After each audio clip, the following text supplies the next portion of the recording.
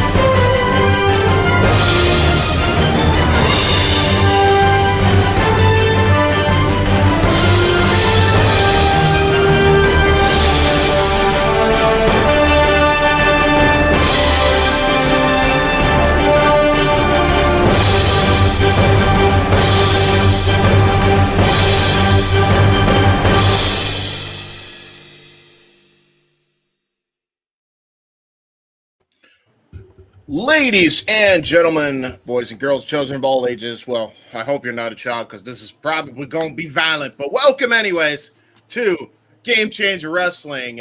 So alive here on the Wrestle Collective and the Simply Reliable Studios channels. I am your play-by-play man extraordinaire, representing both ends, the Heb Man, James Hebert, joined as always by the Renegade of Wrestling, JJ Williams.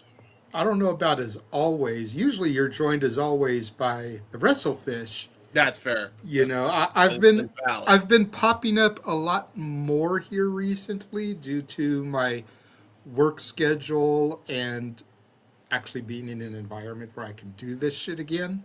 When you speak in broad terms, it's not a lie. This is true. This is true, but yeah. Got a good show here this evening. We do. Now, I'm probably already aware of the answer here, but yes. I'm going to ask it anyways. Did you watch any of last night's show after your little shindig that you were attending? So, short answer, no. Long answer, a lot of drama. After the fact, won't get into details. So, literally, right before I had to go live, like, I think it was like an hour before I had to go live, I just got the promo out. So, I literally have had no time to watch it back. Okay. Kind of all I needed to know to kind of handle the commentary and the discussion here. Yes. So I've opened up all the images here now. Yes, sir. We will start to go through these.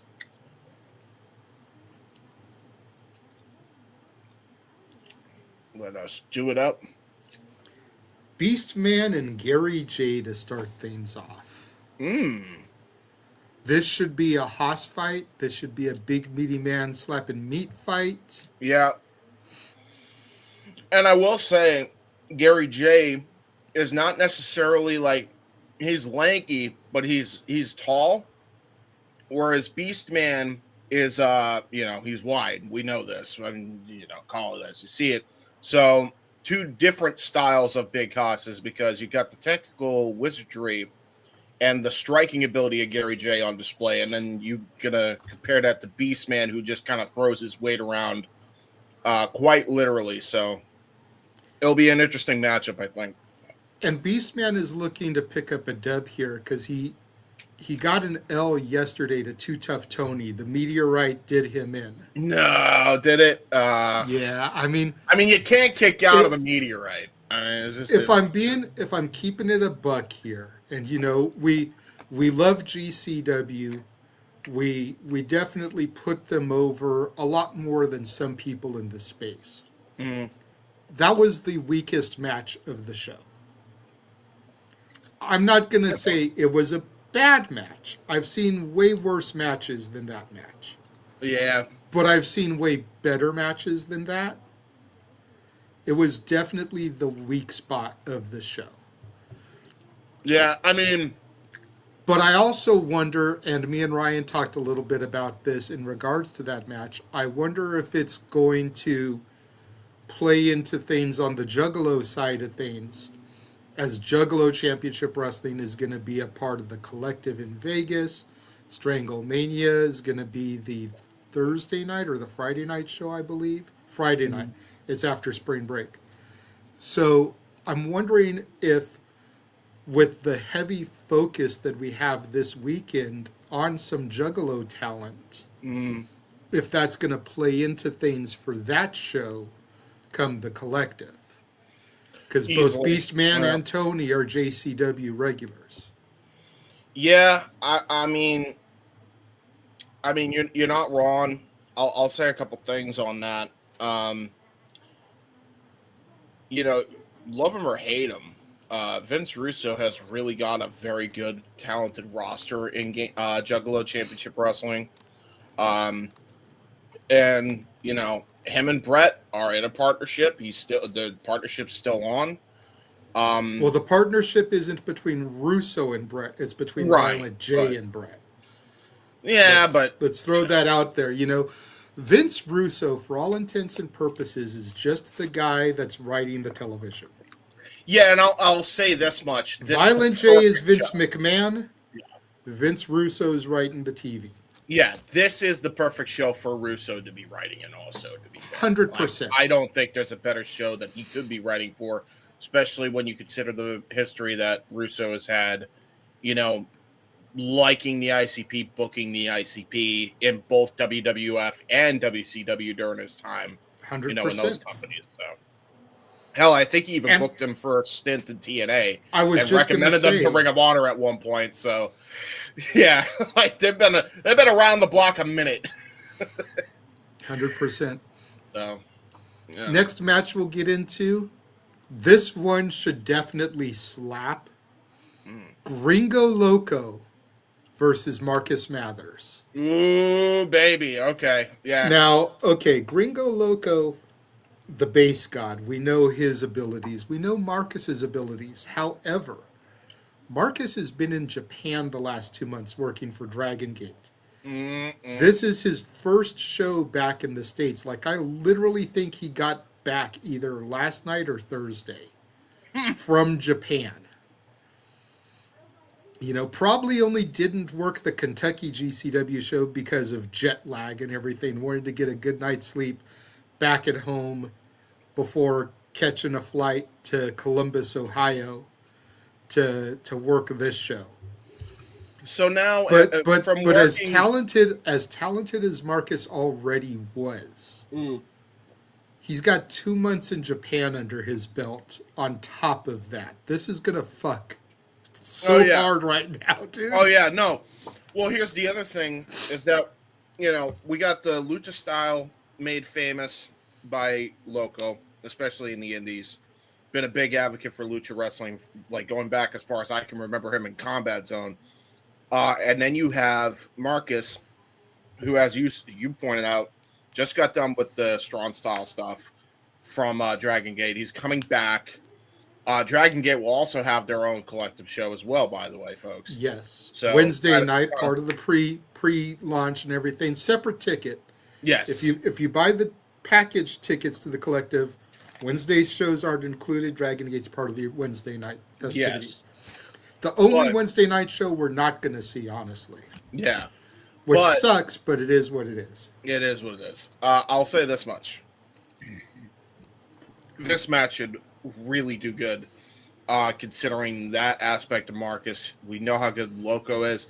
I'm wondering how the styles are going to contrast now, because you got a guy who's basically becoming a hybrid, learning all these styles, but then you also have Gringo Loco, who's no slouch in the strong style himself. I mean, the dude's a big boy, and we've seen him hit hard. So we'll see what happens. I think this match has the potential to be match of the night, if I'm being quite honest.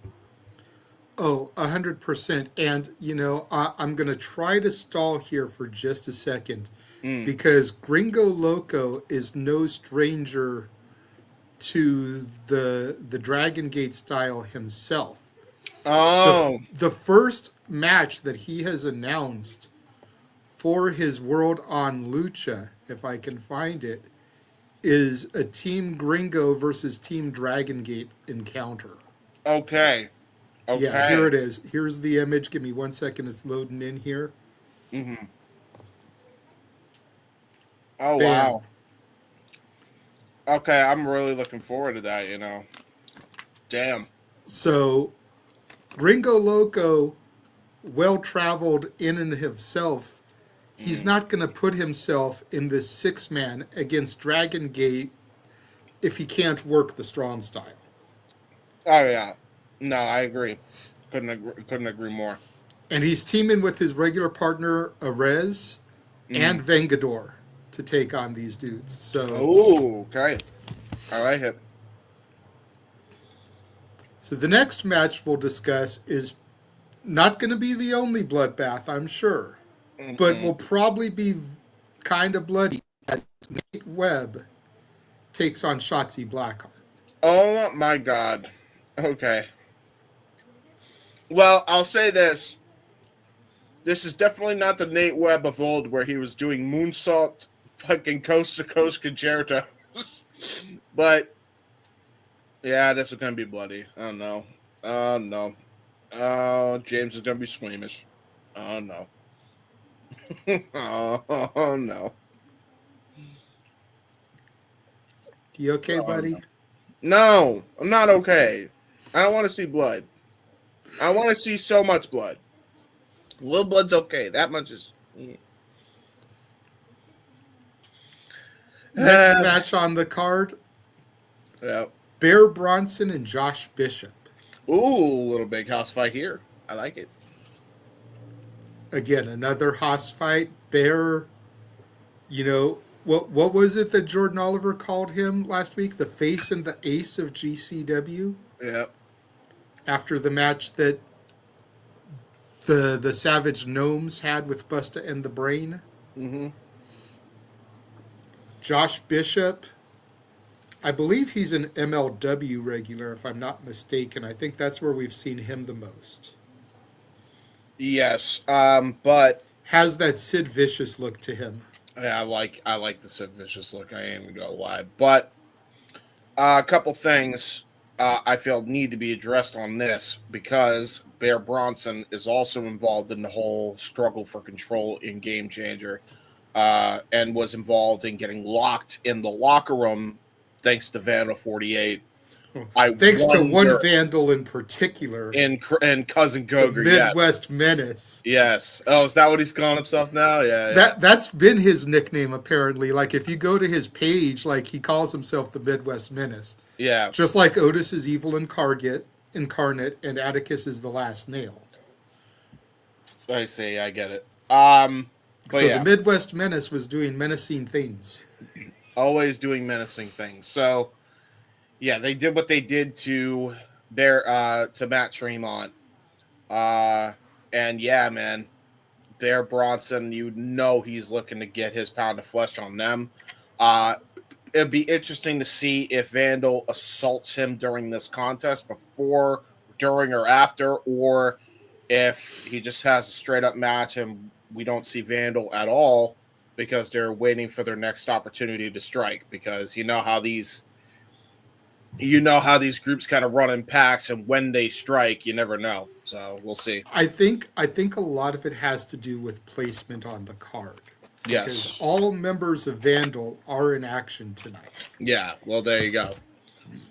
So placement on the card, I think, is going to be key there. Yes. And good to see you, Matt, by the way, in the chat. We both went to go put it up at the same time. Producer And man. What's Dev up, in brother? the chat. What's up, Dev? You're shopdubc.com. Are we all doing that now? Let's go. I like it. Stimming. So the next match is the first of 3 tag team encounters we're going to have on this show. Oh, God. All right, here we go. hot off their loss last night at House of Glory to Private Party. Bane and Matthews taking on the Brothers of Funstruction. Damn. Okay. And that match was a hooper. Like, I know how you feel about Hog now that you know who is back. But Bane and Matthews had a hooper of a match with Private Party. Yeah, that doesn't surprise me. Bang and Matthews have been really good. I'm going to be definitely curious watch to it see back. what they get out of the Brothers of Funstruction, though.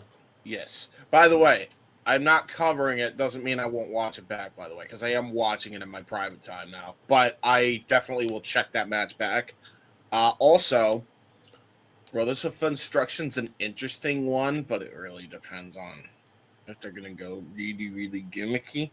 However, they are gimmicky, but that's the thing is like that's the greatness about Brothers of Funstruction versus just about anybody that they wrestle. Bane and Matthews are those technical high flyers. Like they're your hoopers. Are the mind games, are the carnival antics of the clowns gonna fuck with them? well, Or are they gonna be able to overcome that? they certainly are carny, that's for sure. Anyway, we'll see how it goes. Well, speaking of carny, we've got Violence is Forever versus the Outbreak. Okay, no, you know what? I fuck with the Outbreak. Okay. This is like if the Sinister Minister decided to go full carny. The manager. I love this act. Oh, Barnabas the Bizarre? Yeah, Barnabas the Bizarre is my favorite in Juggalo. I love this guy. Like, legitimately, this is some sports entertainment I can get behind right here. I like the Outbreak a lot, actually. They've grown on me like a fungus. Ironic, because they're zombies. But Violence in Forever, back to what I was saying about Bane and Matthews, those are your technical submission, hard-hitting brawler motherfuckers. Are the Outbreak going to rattle them and get them off their game? Yeah, fair. You know, we've got Barnabas the Bizarre at ringside. Is he going to be able to distract Violence is Forever, allowing his boys to get the dub here? Like, there's a lot of things to factor into this match. Yeah. That's a valid point. We'll see what happens, but I'm looking forward to that because they actually are good workers as well. So credit where credit's due. Next up, the last singles match we're going to discuss. Cousin Koger versus Vipress. Oh, not again. Leave the women alone, vandals. No. Why? If you're going to be a vandal, you're going to take on everybody. You're going to domestically abuse me. Well, To be a Vipress, vandal. first of all, La Chola, I believe is part of the LGBTQ community. Fair, but still. So there's already that going for her. No. You know, women want to be treated as equals. Napier is just doing that. Equal rights, equal fights is what Napier says. 100%. I mean, if Shotzi can get in there and bleed, I mean, let's not forget about the match that Vipress had. I think it was against Cyclope. Yeah, true. Yeah, no, that fucked. That was a bloody ass encounter. Listen, I hear it. Like, Vipress is no slouch. If Napier wants this smoke in what I believe is only his second singles match in GCW history, his debut singles was last night. Yes. If Napier wants the smoke, Vipress is the type of chick that's like, fuck you, I'm going to bring it. I know, and I hear it. However, I feel vandals aren't competing. They're trying to maim women. They're trying to take out the entire roster. Yes, and women. And that just happens to include the women. And it makes me scared, and I don't like it. And it is very uncomfortable. Well, I understand your point of view.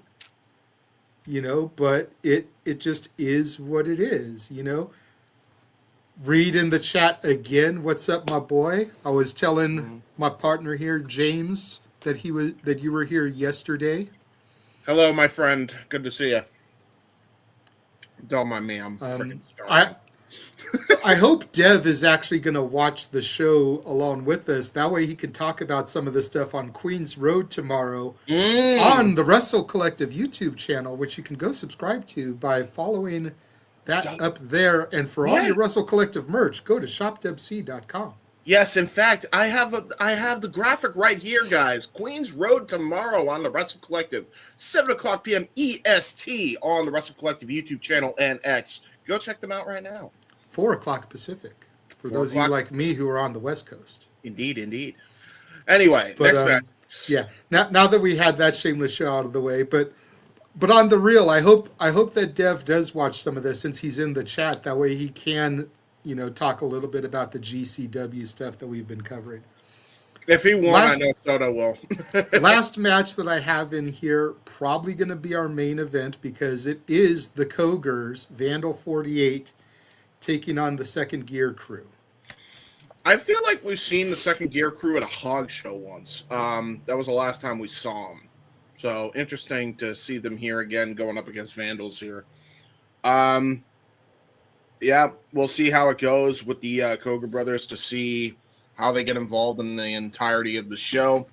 You got to imagine that is fresh in the minds of every Game Changer fan, myself and you included, with their hostile takeover from the last show that they were on. So, well, the last show they were on was yesterday, and it wasn't as hostile of a takeover. Well, fair enough. Last show that you saw. Yes.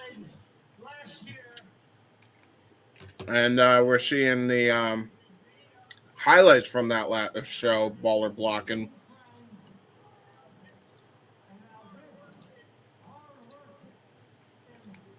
Oh, does that. All right. You got to refresh. But it's good to see everyone in the chat. Starting off small right now. Got 17 of y'all watching. We appreciate your viewership and being here. Again, shout out to Matt. Shout out to Dev. Shout out to Reed in the chat room. Yes. Reed, I want to ask you, since you were there for the ride yesterday, did you find us entertaining or were we boring? Give us some honest criticism, my guy. Yes. We can take it.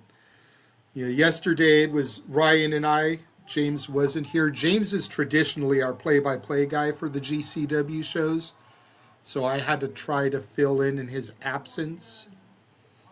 Priorities over passions, as we always like to say here at the Simply Reliable Studios.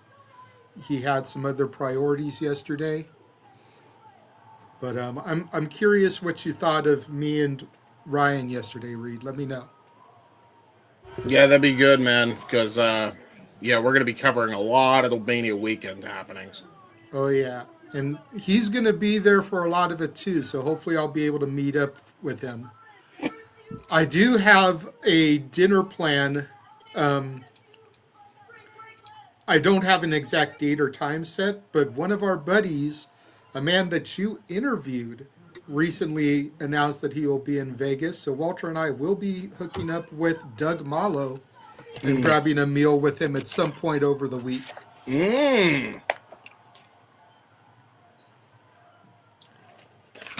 Okay, cool. Thank you, Reed. He says, I wish chat itself was more interactive, but you did as well as you can in providing your views and taking mine in.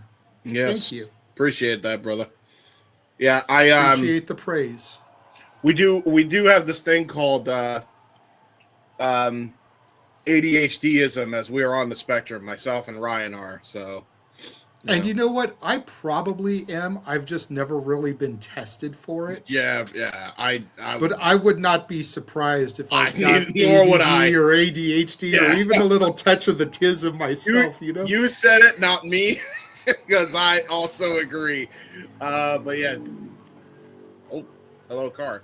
But yes, there you go, Reed. But yeah, this shocked the hell out of me though. This Joey Janela assault on Brody. Okay, I was talking to Ryan a bit about this yesterday. I think it's a little bit ironic in the grand scheme of things, you know. As a Disney nerd here, I'm going to talk about the Circle of Life for a moment. Okay? Joey Janela, in the span of a year, had Sabu's last match, Yep. and will have Brody Lee Jr.'s first singles match as an active competitor. Yes, Brody was in the clusterfuck last year. Yes, he last eliminated Joey Janela, lest we forget. So this is a full circle storytelling moment as well. But for Joey Janela to go from having the final match of the legendary Sabu's career to the very first match of a kid who's only 14 years old and could become a legend in the business if he ends up becoming as good, if not better, than his old man, the late great Mr. Brody Lee. You know, Yeah. that's a hell of a circle of life moment for Joey Janela, That's and valid. I'm here for it. Yeah, true that. Are there any crossover talent on the GCW event? It depends what you mean by crossover talent, good Yeah. sir. There's no like AEW or TNA on the show. We do have WWE ID prospect / Evolve talent Marcus Mathers on the show. Yeah. We do have Juggalo Championship Wrestling talent, the Brothers of Funstruction, the Outbreak, and Beastman on the show. Yes. So if you're talking about AEW TNA, like how we sometimes will get like a Megan Bain or a Billy Starks, that's a negative. That is a negative. But And we're starting with Joey Janela here, who was not advertised for a match. Typical GCW fashion, always giving us some kind of, you know, impromptu contest to kick things off. and Joey actually is shocked, by the way. Crowd cheering for Joey Janela despite the assault he gave Brody Lee Jr.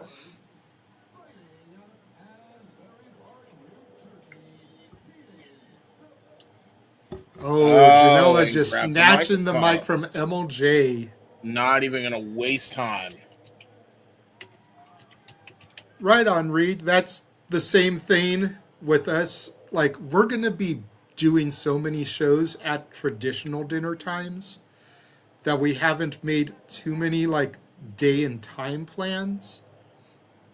But I'm thinking either Tuesday or Wednesday are going to be the best opportunities for us to meet up with people. Maybe Thursday. But, yeah, you know, we'll just figure everything out when we get closer to that date and see where we can squeeze it in. But it would be cool to meet up with you at some point, whether it's grabbing a bite or whether it's just shaking hands at one of the many shows that GCW is going to be putting on that we'll be at.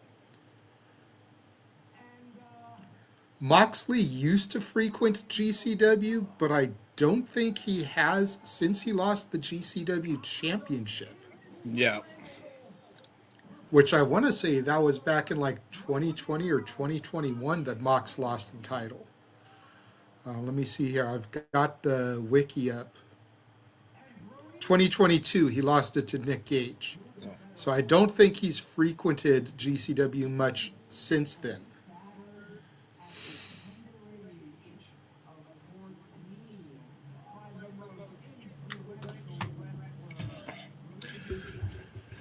Yeah, Joey's mad from the stuff Brody spewed. I gotta say, man, for the problem is Brody Lee really likes to stir the pot, and he's been doing it since he's been in the industry. He's writing. We'll see if he can write a check that is asking cash or not, but. Look, I've said it before, I'll say it again. Joey Janela is good at putting people over. He's doing all this shit to garner heat. Yeah. And at the end of the day, he's probably going to lay down for Brody Lee Jr. Oh, yeah, probably. No, it doesn't. He's probably going to put him over in the biggest way possible. Yeah. That's right, Reed. I forgot. Bear is on the show. So we do have Bear Bronson from TNA on the show. Thank you, Reed. I forgot about that. It's like we literally just talked about the match, too. Are you hearing what this guy is what he's spewing here? No, I'm probably going to have to rewind it Bro! back later. Oh, Anakin Murphy. He no-showed yesterday. Well, They had him filled in with somebody else. Well, here we go. Bell rings are underway. We're not even going to waste any time here. Fair enough. Yeah. So basically, Joey Janela just went after Brody Lee's parents, saying that they're meth addicts. That was crazy. Wow. Okay. Yeah. And now we got this match. Yeah, Janela, since you're fighting Anakin, let the hate flow through you, my guy. Holy shit. Wow. This is Anakin before he turned to the dark side. Yeah. Parent. See, this is what I love about people like Reed in the chat, and we had Frankie last week, is they got the insider scoop. Apparently Anakin's flight got fucked yesterday. Gotcha. So that explains why he no-showed. Well, I mean, it's not that he no-showed. His flight no-showed. That's how I see it. Shit.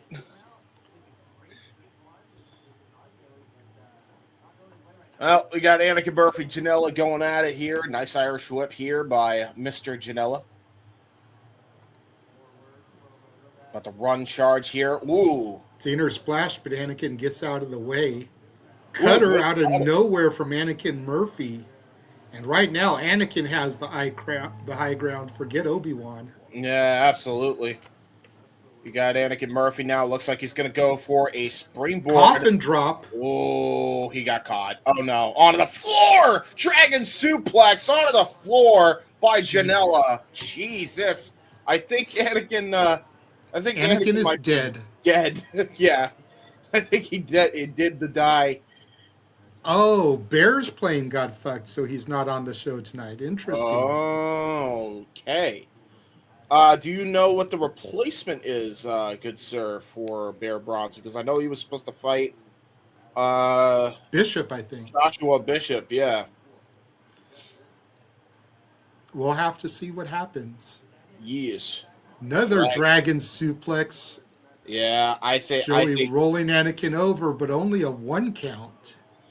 I was about to say, he says no, they didn't name it. Okay, gotcha. I will tell you right now, man. Props to Anakin Murphy, but I would say, honest to God, just live another day. Live to fight another day, Anakin. Getting snap-nared here. I feel like Janela's just making a statement. Oh, my God. Penalty kick right to the upper back. Just crumples Anakin down on the canvas. Jesus. Yeah, it's like he's seeing Anakin Murphy as Brody Lee Jr. almost. You have to imagine. Like, Janela just sees nothing but red here after what happened last week. Vicious punch right to the jaw.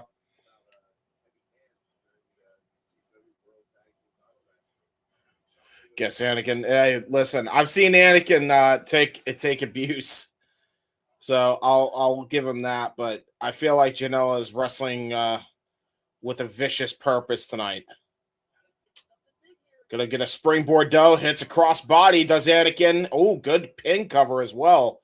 Very astute pin cover as well by Anakin Murphy. I'll give him credit there. Nice reversal out of that. Going to counteract that discus elbow with a pump kick. Super kick, though, by Janela. And immediately goes for a brain buster. Lateral press hook to the inside leg and a kick out. Emphatic kick out by Anakin Murphy. He is not going to stay down here. If you want to beat Anakin, he wants to die. Oh, no, he's one of these guys. Oh, jeez. Well, that's the problem is with the way Janela's been, he very well might try to do that, considering he assaulted a 14-year-old kid last week. I wouldn't put it past him anymore. He's looking for a weapon as we speak right now. Oh, God. Now just choking Anakin Murphy right when he was trying to get his bearings back, and then it just hit the forearm shiver. And now Janela says, screw it, I'm going to get my own weapon. It's going to go to the back. Oh, God. Oh, God. He's got a pile of steel chairs, bringing them in the ring. Oh, no. Oh, no. Hey, Reed, you remember how he said Anakin wants to die? I think he's going to get his wish, because I think Janela's going to make him die. Oh, my God. A bed of chairs set up in the ring here. Look at the bandage already on the back of Anakin Murphy. He got fucked up at some point during this week. Brutal chop there by Janela. Vicious forearm again. More forearm shivers. And Anakin Murphy trying to just fight back, and then just gets palm striked right upside the jaw. Might as well have been a power slap type of slap.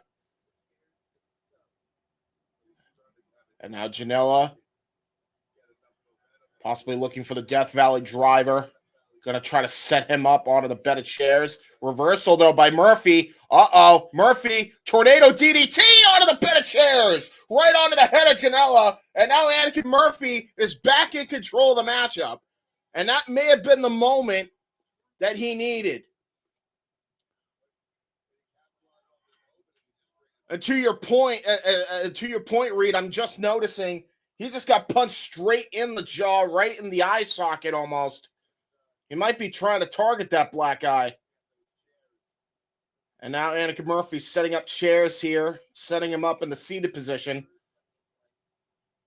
Oh, what? What? I'm sorry. Why? Anakin Murphy, why would you do this? This fucked up Lego erector set of chairs. Somebody wants to die. Yeah, is it going to be Janela or Murphy? Probably now. Murphy. Yeah. The fact that Murphy does the coffin drop tells me that he probably has Darby as an idol. Yeah, a little bit. And we all know the way Darby likes to die. Well, he was trying to go for a sunset flip. He was going to try to go for a sunset flip. Notice the bandage on Murphy's back. Yeah, I called that out earlier. Oh, no. Okay. Not deadly dive. Not a deadly dive into this thing. No. Oh, God damn it. God damn it, you. Oh, why? Oh, and a pile driver onto the chair by the bad boy. Yeah, hook of the leg. There's one. There's two. And Murphy kicks out.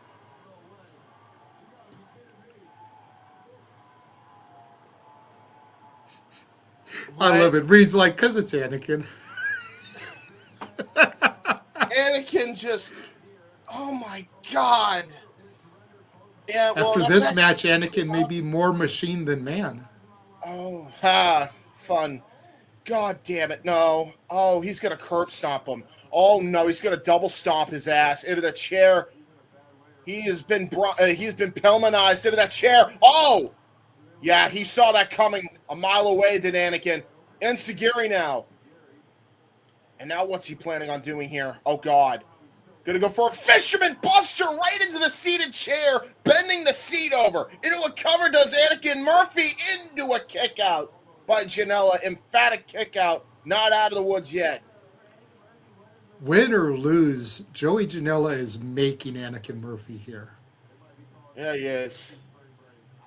This is the side of Joey Janela that I wish more people would see and give credit to. You got Anakin Murphy. He's smiling. The bandage has now come off. We see that giant scar on his back. Oh, God. Sabu chair throw right into the head of Anakin Murphy. Oh, God. And now a superplex set up for the cactus. Oh, no. Powerbomb. straight up power bomb. No, Reed, James is not going to the collective.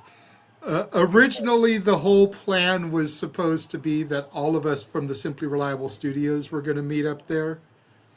But unfortunately, finances and time off from work couldn't be arranged, so it's just going to be Walter and I. Oh, hold the fuck up, JJ. I don't mean to interrupt. Burning Hammer. That is it. Chair.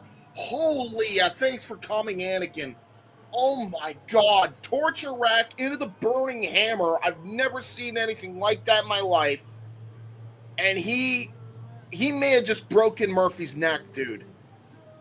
What the wow. Look at this replay. Look at that. Burning hammer. That's a straight up Kobashi burning hammer, bro. Referee trying to back Janela off. Janela going to, looks like he's checking on Murphy at this point, helping him up, raising his arm. Oh, and there we go. God. Another one into the chair. And now a Death Valley just for good measure. Yeah, you didn't kill him enough with the burning hammer in the chair. Let's just hit the reverse version of it. Yeah, why not? It's fine. He'll be fine. Killing him softly with the Death Valley driver.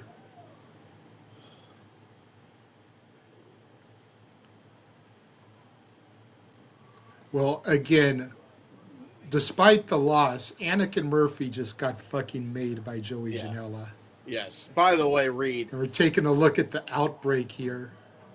By the way, Reed, I will tell you, I am naturally squeamish at all this stuff. Hence why we thought it was a great idea to get my reaction on camera while calling these events, because that means people will watch my reactions to the nonsense that goes on, which then acquires attention for me, for this, and for GCW. It's a triple whammy. See? Smart. Although I suffer. So you get to see me suffer. And we don't hide behind a paywall like some sites do. No, we don't. You get to see him suffer for free. You do get to see me suffer for free. He doesn't get paid. He just does it for the love of the game. Yes, I do. Speaking but we won't say no to super chats. If anybody wants to super chat because of his suffering, feel free. But please, you'd be helping. He's like, it takes a lot for him to react. So if he reacts, it really was brutal. That's kind of the way I am. That burning. See, I grew up with OG ECW. James was barely alive during the OG ECW. Yes. So he only caught it via like video library and the WWE network. So yeah, like this does nothing to me. Plus, I live in California where we see freaking 15-car pileups on the freeway like hourly. So I'm used to seeing car wrecks. Yeah, fair. Well, there's He grew up with King of the Death Match. Oh yeah. Yeah, no, I cringed at that too. You would think watching all these death matches, I would get less squeamish. No. You would think watching UFC, you'd probably get less squeamish because, you see broken bones and shit there too. Speaking of, did you see that clip that was circulating on Twitter as we see Barnabas the Bizarre introduce the Outbreak? Did you see that Barnabas clip? just fell on his ass. No, Barnabas, no! No, you can't do this, no! But, did you see that dude who got his ear smashed off? Like, he got, like, a palm strike right to the ear, and then the ear just ripped off. Like, I didn't see that.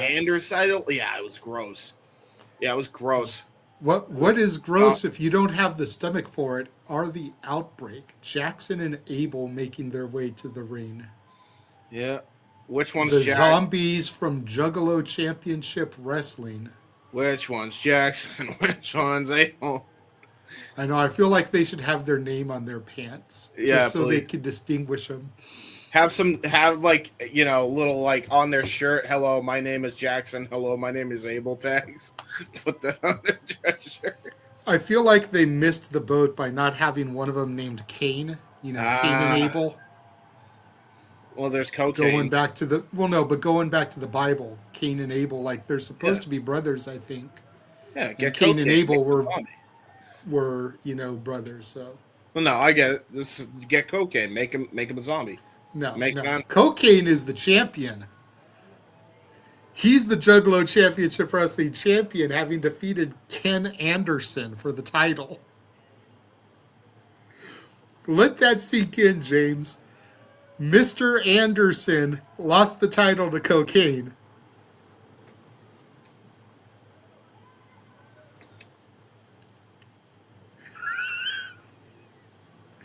And apparently Jackson is the blonde. Okay. Wait, there's a blonde? There's a blonde? I can't help this. Oh, okay. I can see the blonde a little bit, but I'm like, what? Apparently Jackson had a very Atticus-like gimmick prior to this. Maybe I'm colorblind. Who knows? So, I think the one behind is Jackson because he has a little bit more of a blondish tint to him. oh my God, I get why they're doing this match now. Because Violence is Forever's theme song is Zombie. That's hilarious. That's why. All right. Well, there you go. Your girl Scarlett Donovan, the official for this contest. Yes, the best official in the Independence game right now. And now Violence is Forever tossing the jackets. This is going to be an interesting matchup for sure here. You got two of the best technical wrestlers, high IQ in the ring. And then you got two wrestlers that, well, literally share an IQ, which is the equivalent of maybe 2 brain cells. Two bodies, one mind. 2 bodies, 1 mind. So, yeah, Barnabas the Bizarre. You get, I believe the gimmick is that he is controlling their minds because he's a magician. I believe that is the gimmick here, or at least that's what's going on. You got Kevin Koo Koo starting off against Abel. Yeah, trying not to get caught up by the other zombie here. You ever think that Kevin Koo and Dominic Guarini, since their name is Violence is Forever, ever played Black Ops? Probably. I like the look of this venue, dude. That whole balcony just looks nice. sick. Yeah, it looks very classy. I was about to say if they did play Black Ops though, that would be great training and preparations for this match, so they know what the hell they're dealing with.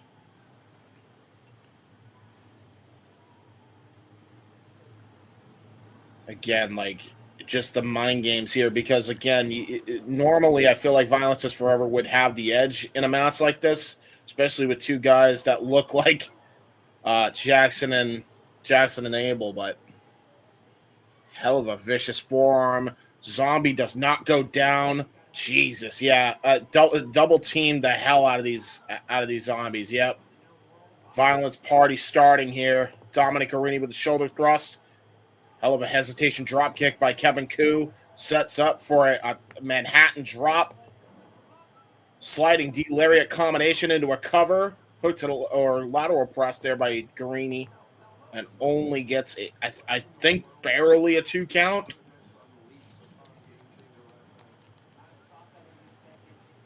Suplex. Ooh, got countered. I'm actually surprised that the zombie countered. Oh, Barnabas the Bizarre. No. Getting involved again. No disqualification in Game Changer Wrestling. Oh, my God. Oh, hell of a body splash there by, I believe that's Jackson. Another one by Jackson. And there was Abel with a hell of a body. Oh, good wrestling technique here by the zombies. I'm actually shocked there. Nice, good tag team offense. It is a discus lariat. Only gets a 2 count, but impressive nonetheless. Hell of a back rake as well. And now you got Abel just stomping the hell out of Guarini. Bam. This is insanity here. Like, we thought that they weren't going to be able to wrestle good just because of the way they look, but then you forget that they actually are good wrestlers. I don't know where Barnabas found them, but before in a different life, they were great wrestlers apparently.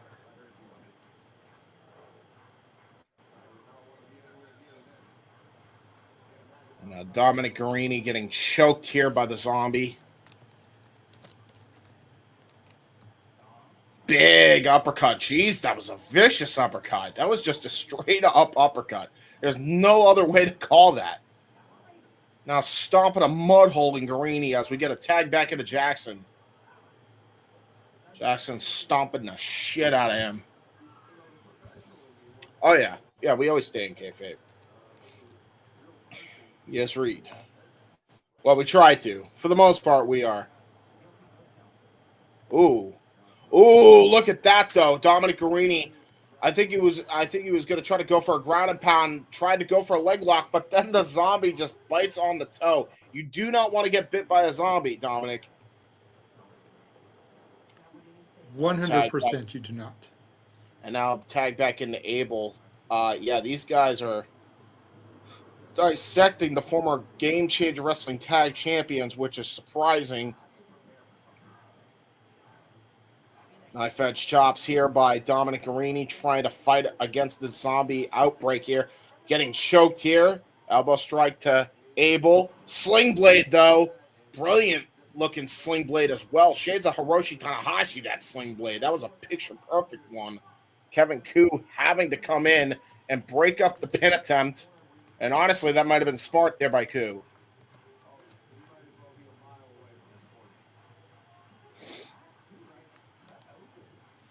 So they were former wrestlers. Keep in mind, I've only known about the Outbreak since they've been showing up in Juggalo. So I didn't know what their former lives were, but yeah, I had a feeling just by the way they're wrestling that they have some good wrestling IQ, even if they're being controlled by Barnabas. But a tag into Kevin Koo, big boot, Insagiri combination.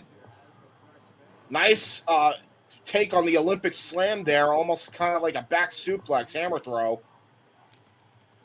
Kevin Koo. Choo-choo, violence party again. Lariato.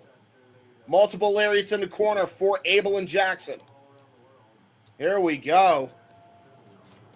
Just like a damn train at this point, a train of pain. Oh, there's that vicious drop kick. And another one there to Jackson. Abel now onto the outside after being assaulted there. Gut wrench. Gonna try to go for the Dr. Bomb. Oh, got all of it. Short range version of the Dr. Bomb. And a kick out there by Jackson at 2.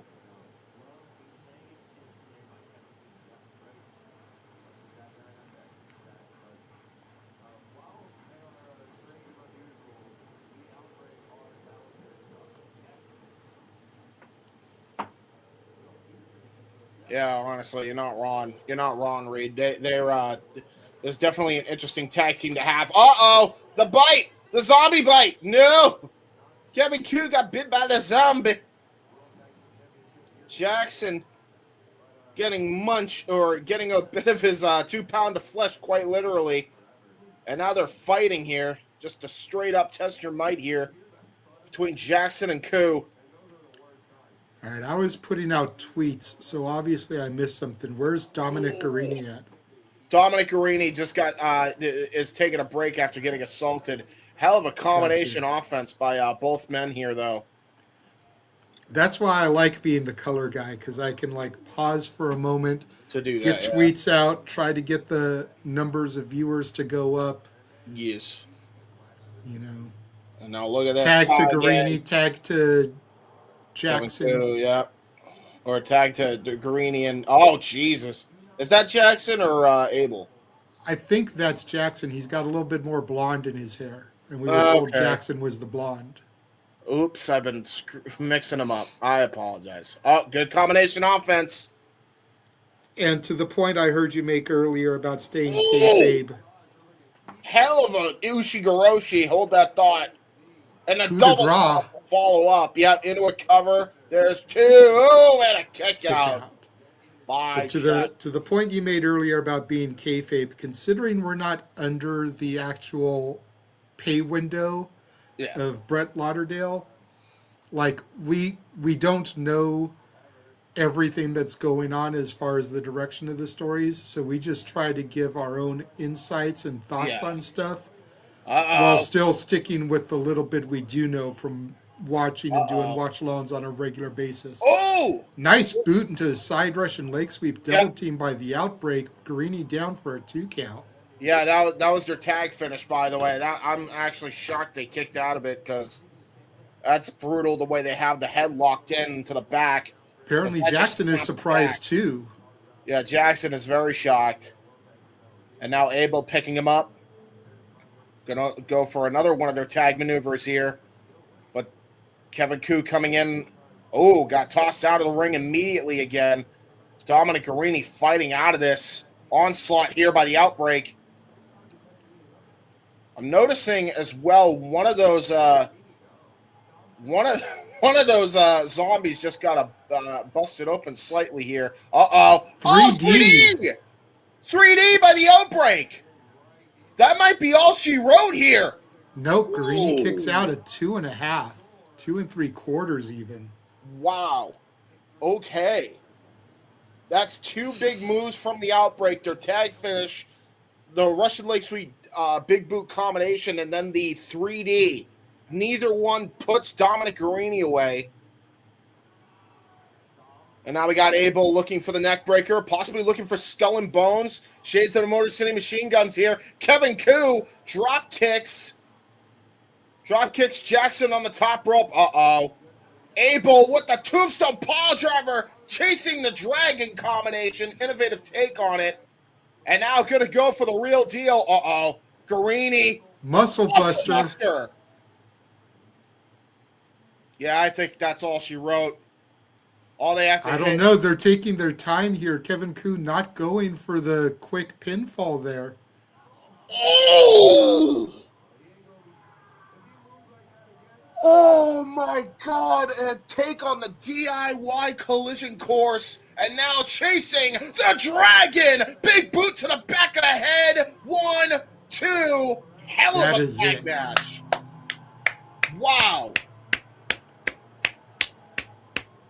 Statement victory for Violence is Forever. I still think we're working our way back to Violence is Forever versus Busta and the Brain again. It wouldn't shock me. Would It not was shock almost a year ago that Violence and Forever were upset by Busta and the Brain for the straps at Spring Break last year. Yeah, and to your point, Violence is Forever just did the belt symbol. They did the belt taunt. They want their tag titles back.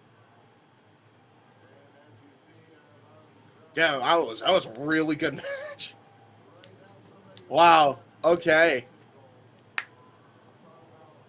Yeah, Reed, definitely educate us on Jackson and Abel more, my friend, because I was impressed by what I saw. I'm always impressed every time I see the Outbreak, which is why I'm so into the act.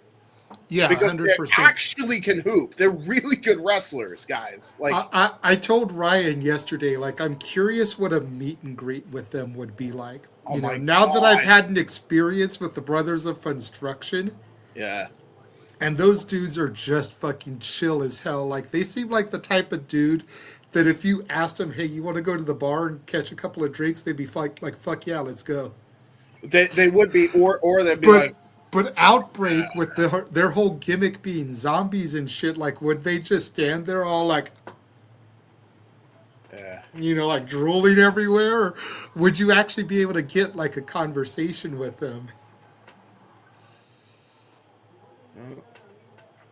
Could be. Taking a look back at Baller Blocking last week and the violent assault, speaking of Violence is Forever, just the massacre and the crucifixion that was of Matt Tremont. Yeah, that's it's a vicious assault for damn sure. I'll tell you right now, the tag team division is looking beefy. You got the Outbreak, you got Violence is Forever. Technically, You've got too. the Brothers of Funstruction. You got the Yeah. Vandals. Yeah, that's what I'm saying. The tag team division's got some contenderships there. You got For Bane real. and Matthews. And you've even got you've got, yeah, I was going to say, you got Bane and Matthews. You've got High Seas. You've got To Infinity and Beyond. You've got Epic Shit. Yeah, there's some teams here.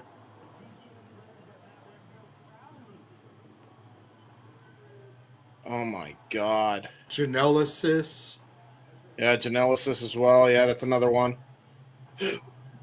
I mean, I think Janela's got some preoccupied dealings with a 14-year-old as we're seeing this violent assault.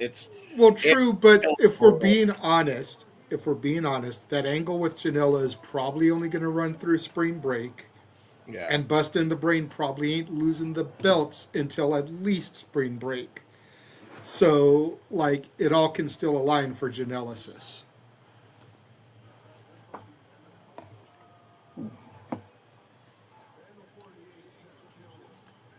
And again, the $1,000,000 question is which two of the three Vandals do you belt up? Holy shit. You got the Savage Gnomes, which we Oh, see in there right now. yeah, we got to see That's this. another tandem.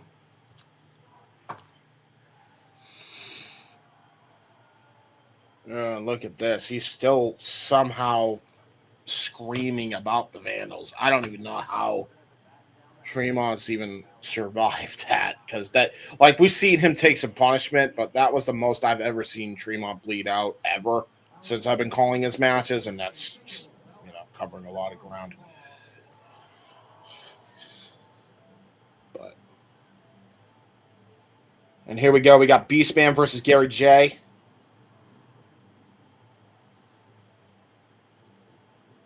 Innovative Big Hoss fight here, because you got Gary J, the tall, lanky technician and striker.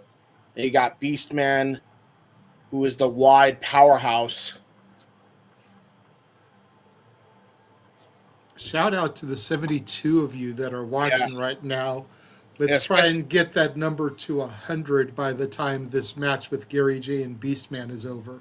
If you're watching on the X, retweet, share it to your followers who may not be following us. Yes. Let's try and get those ticks up to 100 before this match is over. Yes, sir.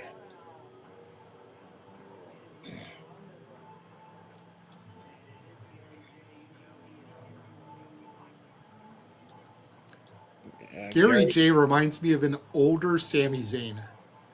Yeah, a little bit. I mean, you just look at the height, the build, the beard, even the hair length. Sammy may have a little bit longer, but not much. I was about to say, I mean, has Sami Zayn ever looked young? Yes. I mean, he has, but when he was looked old then. Generico, he did. I Because get it. I got the privilege of seeing him a few times without the mask. Just respect to the Luchas. Never took pictures of him without it before he became Sami Zayn. So This is valid. Yeah. that was one of the good things about the PWG days, is that you would see them all arriving without their masks on. And over time, you were able to put together, okay, well, that's who that is in the mask. That's who that is. That's who that is. So, yeah, you could take pictures with them out of the masks. And I know a couple of friends that took a picture with a wrestler named Ronan, Yeah. unmasked. But I never did that unless they had done unmasked before. I managed to score a picture with Rey Mysterio after he came to WWE Yeah. without his mask. And that one I posted because he actually had been unmasked in WCW, so it wasn't like a big deal. Here comes Beastman. You know what I mean? Yes, sir. We got There's Beastman. Brett over there at the table on his laptop. Always coming out with his bone. Always having the bone on him. Is that a bone in your hand, or are you just happy to see Gary J? Yeah. He needs to have somebody that tames him. Maybe that's Connolly. To be fair, Well, maybe dude, that. he's part of the Jasmine Sinclair Monster Corps in JCW, so he does have someone who tames him. Uh, The illustrious porn legend Jasmine St. Clair. oh my God. Well, let's call it a buck. That's where she made her name. Granted, she's been in the wrestling biz, in and out of it since 1999, Yeah, true. but she established her name in other industries, if you will. Valid. I'll You say know, this: does that mean who steals the fruity pebbles of Beastman? that's a fair question. It's a fair question. Beastman charging right into Gary J. Yes. Gary J getting out of the way. Beastman goes up and over the ring there. Gary Oh my J now God. suicide dive, tope suicida through the ropes. I would keep going on the offense if I'm Gary J. Yeah, pump kick. Bicycle kick, Oh forearm no. shivers, giving Beastman a seat here. Nice chop. Gary Yeah. J, a house of fire here in the early goings, James. Yeah. Oh God. But he just got caught by Beastman. Oh. Okay. Smashes his hand into the post. So that was smart by Gary J to duck out of the way. But you do not want to get hit in the gut by this big behemoth of a man. Oh my God. Hell of an open hand chop.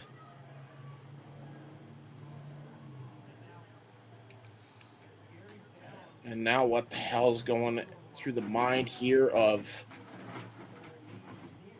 Oh, God. Oh, no. Up the doors. Oh, there's three. This is three doors. And he's probably going to make a door bridge. We're hitting all the gimmicks early. I'm high. Got to get the shtick in, James. Gotta get the shtick in.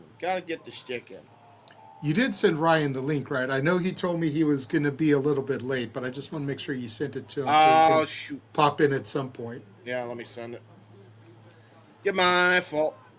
It's all good. It's like if you hadn't, I could have sent it to him, but I just wanted to ask. So No, I have not. I will send it to him. You can send it if you want as well. There we go. Wisp. That was my bad. 'tis all good. Tis all good. Sorry, Ryan. Oh God. And now we got Gary J. Oh God. Ooh, nice cannonball. Almost kind of a copper kick. That was a straight up copper kick from the sunset flip position or the tope position. He just kicked him right in the head. Oh God. Well. Powerbomb on the floor. Okay. Yep. Gary J might have some complications. Oh God, he got powerbombed out of the door. He might have smashed off that head first. Look at this again.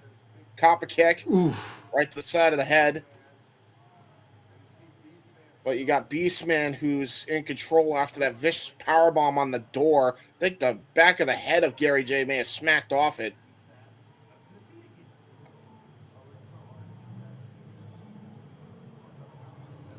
Again, Gut shots. Beastman trying to get a W here after eating an L yesterday to Too Tough Tony. Yeah, you got to imagine there's a lot going through that man's mind right now. Brutal chop right to the back. You can just see the marks still being laid onto Beastman. He's actually got a bit of a welt there on the back, on the upper back of him. That's how hard Gary J hits. One of the stiffest strikers you will see in the independent scene as he just gets avalanche splashed here by Beastman into a Saito suplex. Got all of it. Right, that also could be a mark left over from his brawl with Tony yesterday. Let's not forget. Yeah, valid. Oh my God, just a Thez press while Gary J was on his knees. Face first, he goes into the canvas. And a kick out somehow by Gary J. Innovative offense from Beastman. Gary J does leave handprints. That's what I'm saying. That man, I've seen enough of his matches to know this dude, you do not want to fight in a dark alley. Avalanche splash here by Beastman. Gonna charge at it. Gonna go for the cannonball. Ooh, hip attack. Gonna try to set him up one more time. One more charge into the corner. There's the cannonball, but Jay gets out of the way. Yeah, Jay able to get out of the way. Going to go to the top rope, possibly. Oh, no. Double stop right to the back of the head. Almost a take on KJ's finish, the character assassination, but goes with the side of his boots. And you'll notice the way he's wearing them. They're almost like cleats right to the back of the head. Nick coming in, little off topic, says, we got our jerseys ready. James, I want to see your handprints. Right. It was said, you probably missed it on social media, but with our special guest tonight, we all need to wear hockey jerseys. Sorry, took me a minute. As she is a hockey enthusiast and actually plays hockey in her free time. So Fair enough. gives you an excuse to wear one of your uncle's jerseys on the show. Valid. Uh-oh. Nice black hole slam there from the Beastman. Gets two. Gary J kicks out. Yeah, But yes, Nick, I've got my jersey ready. It's in the closet. I'll just throw it on before we switch over to shenanigans. Yes, sir. In the meantime, got to represent the Vandals here in Ohio. Of course you do. Of course I do. Still waiting for my Sid Pig shirt to show up. As far as I know, it hasn't even shipped yet. Oh, boy. And then Atticus had to go and debut one last night that was designed after the IWA Mid-South logo. I think Beastman may have accidentally hit a fan with the chair because he did not throw that chair right into the ring like he intended. I hope the fan is okay. Uh-oh! The bone! The bone backfires on the Beastman! Dude, this is GCW. Fans come to the show hoping that they'll get accidentally hit with something and be part of the show. Yeah, probably. Oh, double stop right to the upper back now. Brilliant maneuvering there by Gary J. Goes for a cover, but another powerful. That was barely a 2 count for Gary J. Notice how close the fans are to the ring tonight as opposed to last night, and that's mainly to Reed because I know you didn't watch last night's back. Last night they were like 6 feet back and there were guardrails. Tonight they're like dangerously close to the ring, no guardrails. Yeah. At least they do have puzzle mats on the floor though, instead of wrestling on straight up concrete. You mean yoga mats? Hey, they have rigid pieces that fit together. Those are puzzles. They are puzzles. He says that's about 4 feet back. Oh, God. Oh, no. Oh, no. Oh, no. What is he thinking of doing here? Rikishi driver through the door bridge, maybe? No chance. Yep. Holy shit. Yet somehow Gary J was in the upright position, could have very easily thrown a hand over Beastman there. Didn't. Beastman only gets a 2 count. Beastman's beside himself, James. Yeah, to be honest, I think... Look at this again. Rikishi driver through the door bridge. Yeah.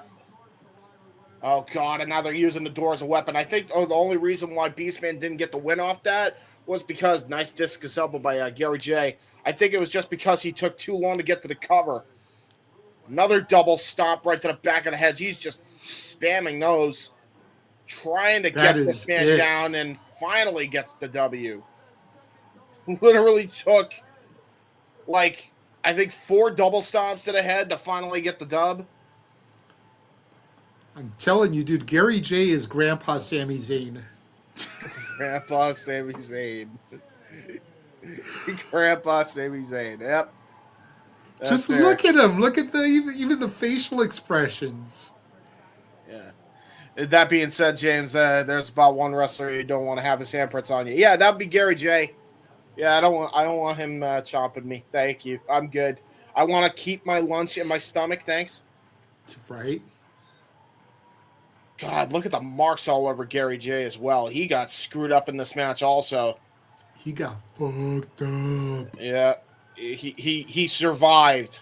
Make no mistake about it. Gary J survived the Beastman. Hell of a match between those two as well. And here we go, taking a look at the Sandman video package for Spring Break, where he will be going toe-to-toe with the GCW legend that is the Invisible Man.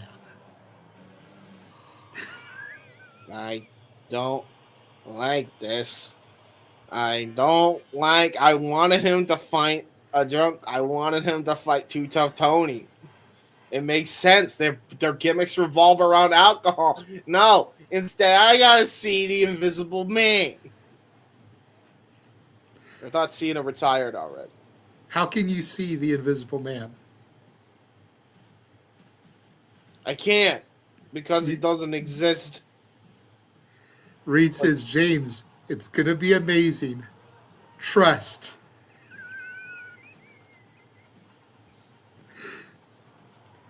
If Hack wants to do this, it'll be good. If Hack wants to do this, I'm sad because this man deserves to go out against another drunk, and that's what I wanted. Instead, I gotta see a person. He doesn't exist. He's not a thing. It's like Santa Claus and the Easter Bunny. He's not real. Sorry, children, if you're watching this. I'm only kidding. I'm only kidding. I was going to say, we have Santa Man on the shows yearly, okay? So how dare you say that Santa Claus Well, does I mean, not Saint Nick was actually a person. That's fair. I guess technically speaking, the Invisible Man is a person too, because John Cena. Wait, then that means he's not retired. By that logic.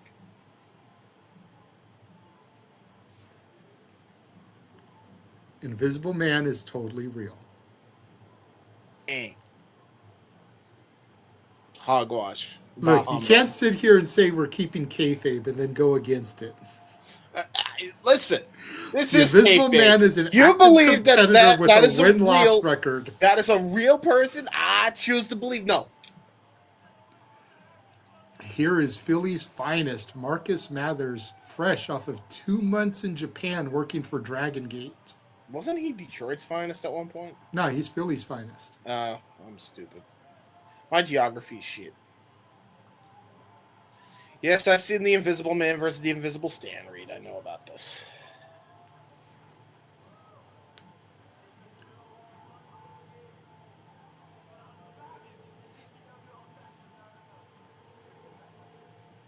He's going to get back on top, says Marcus Mathers, ready to come back into the thick of things here. I like the gear, the purple and black with the green trims. Yeah, a little Joker vibe going on here.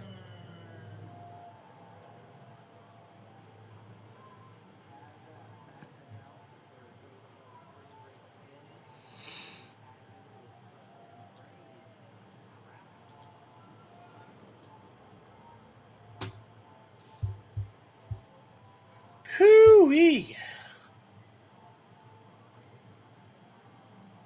I love that A Day to Remember gets some love in the wrestling scene, though, because I feel like not enough people use A Day to Remember for wrestling songs. And here comes Gringo Loco. Mr. Loco is now making his way down to the ring. He's all about that bass, no trouble.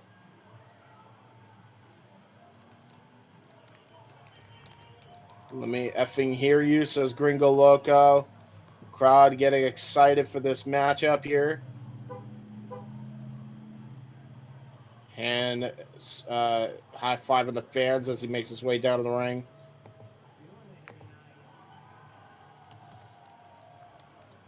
Gringo Loco, one of the bigger luchadors.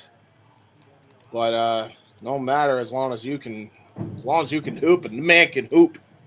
I like me a big house, and this man's the biggest of houses. You're a big ass boy. Hey, yes, I don't know about Bryce. Then he has special goggles, right? I believe so. Yeah, special goggles to see those invisible people.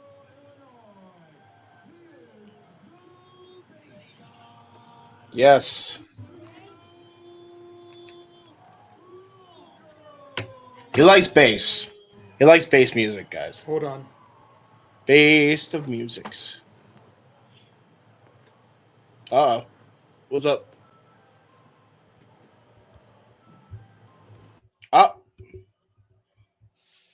Ding, ding, ding. I heard that.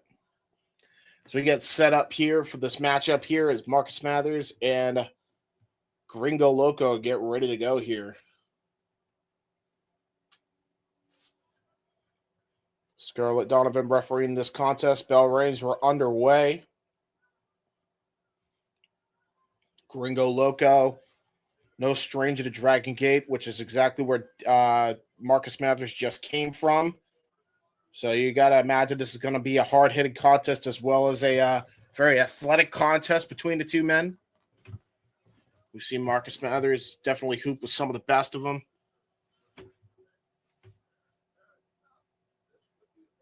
Various different styles have been under the tutelage. And again, this guy absorbs information like a sponge does Marcus Mathers. He's going to try to psych out Gringo Loco there with a roll through. Now going to go for a Greco-Roman knuckle lock here. I feel like Marcus Mathers definitely does not have the strength advantage. May have the leverage, though. May have some technical know-it-all. Oh, was going to try to go for a kill switch. Got countered into a roll-through. Now some lucha action going in here. Little international here as we get a couple of arm drag from both competitors. Marcus Mathers tried the Van Daminator kick, and Gringo Loco almost just took his head off with a freaking haymaker. And now we're at a stalemate here to start off the opening sequences of the matchup.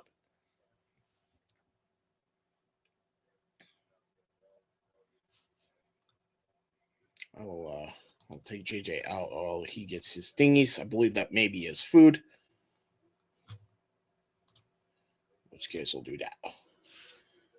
Little drop down there from Marcus Mathers. Was about to get caught with a cutter there by Gringo Loco. He saw it coming. Ooh, was going to try to go for the copper kick. Loco saw it coming. Now a little bit of mind games potentially as the Rick Rude hip swivel there by Gringo Loco. Taunting Marcus Mathers.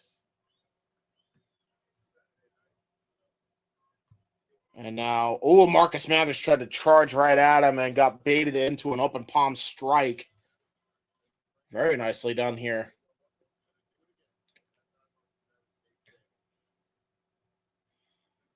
Now Marcus Mathers, was going to try to charge at him. Got countered. Nice vicious forearm shiver.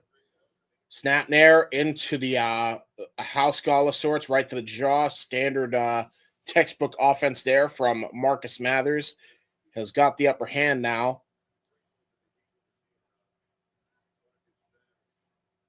And now instead of going for some mind games, going to immediately go on the offensive here. Nice knife edge shot. Vicious forearm there to follow that up. Man, honestly, it might not have even been a forearm now that I think about it. It might have just been a straight jaw jacker punch there. And now going to go for a vicious forearm. That one definitely was a forearm shot right to the point of the elbow. Irish whip. Got caught in a tombstone position. Marcus Mathers immediately grabs the top rope. Noticed the danger he was in and immediately countered it. Was going to try to bring himself back into the ring, Shawn Michaels style. Gringo Loco says, I'm just going to bring you in my damn self. Just ragdolls him over the top now. Nice reverse Falcon Arrow. Gringo Loco just hits almost like a pancake maneuver. Jaw first, goes Mathers into the canvas. Going to go for a cover. Hook to the far leg, kick out at 2. Got Marcus Mathers now trying to check on the jaw. May have dislocated it a little bit here. And you got to imagine he's been through the ringer over at Dragon Gate, so that especially hurts taking a move like that. Open palm strike by Gringo Loco. Gonna go for another one as Mathers is trying to get out of the corner here and just getting held there by Loco. Now an Irish whip. Back elbow strike. Textbook offense there. Marcus Mathers still trying to recover a little bit here as Gringo feeds off the energy from the fans here. Back elbow strike right to the chest and a kick right to the gut. That was just a straight martial arts kick right to the diaphragm there. And now you got Gringo Loco. Going to go for a power bomb, turning it into a razor's edge. Oh, full throttle. Turns that into the DDT flatliner of sorts. Got Marcus Mathers clutching the back of his neck. Kick out it, too. Very nicely done there. Yeah, you can see Mathers is definitely feeling the effects of that full throttle because I think he came down a little bit snug on the side of his head there off of that full throttle. You got Gringo Loco now just taunting Mathers, just stomping a little bit more on that injured neck, and then kicks the neck. He snaps it the other way, and that's it's definitely some psychological abuse there by Gringo Loco. But what it also does is, if you have ever had your neck lock in place, which it looks like has happened by Marcus Mathers, you have Gringo Loco who just kicks the other side to snap it back, which is super painful. Super painful when you have something like that happen. That's exactly what just happened there with Mathers as he's trying to fight back into this. And now springboard. Oh, Mathers finally gets a drop kick off when, you got Gringo Loco trying to handspring back elbow one too many times or cutter of sorts. And he got caught with his pants down, no pun intended. Mathers now picking himself back up onto his feet. Going to try to maintain some momentum here. Yeah, Gringo Loco trying to charge in. Springboard. Going to go for a tornado DDT. Almost turned it into a snap suplex. I don't know if that was the intention, but it was done nonetheless by Mathers. And now Mathers going to go for possibly looking for a dive of sorts into the front row here. Tope con hello. Sends him into the chairs. Sends him onto the floor. Mathers in firm control now. Still clutching that neck, though. You notice he's immediately clutching that neck. I don't know if that's fully healed from that full throttle yet. May have had a fracture there. Or a muscle tear. Going to go for a cover again. And a kick out there by Loco. Take a look at this again.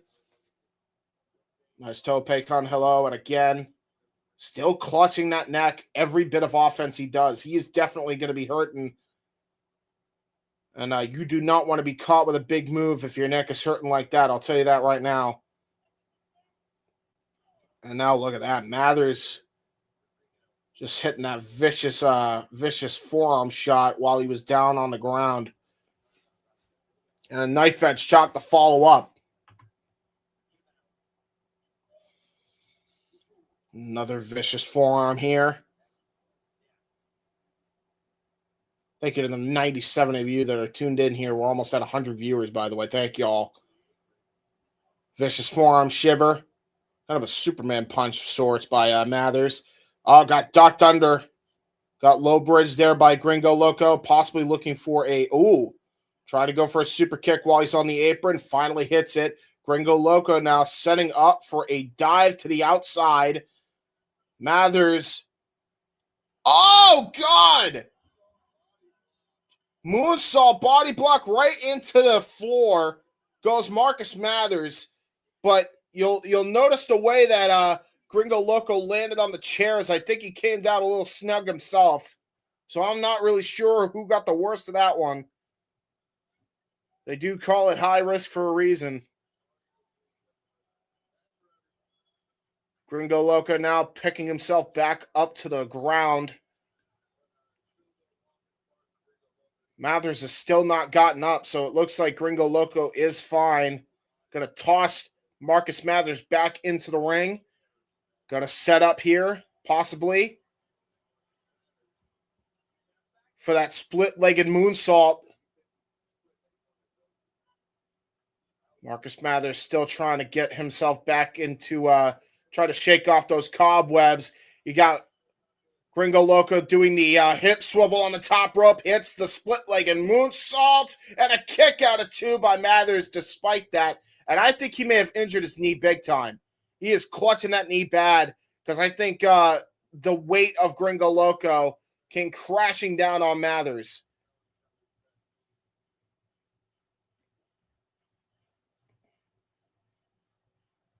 Yeah, he really injured his knee. Oh, no, that's not good. Oh, that's not good at all. Scarlett Donovan now trying to check on Marcus Mathers on the corner of her eye here, and probably smart here. And you'll notice that Marcus Mathers is definitely hobbling, trying to use the ropes for leverage to hit his kicks. Super kick in spite of all that. Now I'm going to try to go for a springboard. Got caught. Was trying to go for Panama Sunrise. Got caught there by Gringo Loco. Going to go for a air raid crash of sorts. Oh, turns it into a flatliner.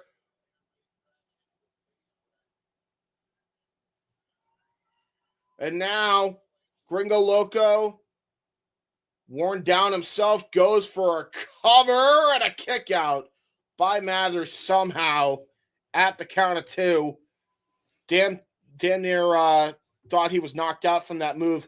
Possibly slow cover from Gringo Loco trying to get it set up.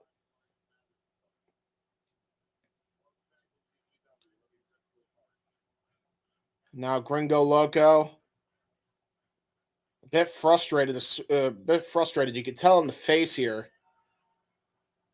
And now I was thinking, what the hell do I got to do to beat this kid? Kicks him right in the top of the head, just a little nudge there. And now Gringo is going to set up for something here. Into the corner.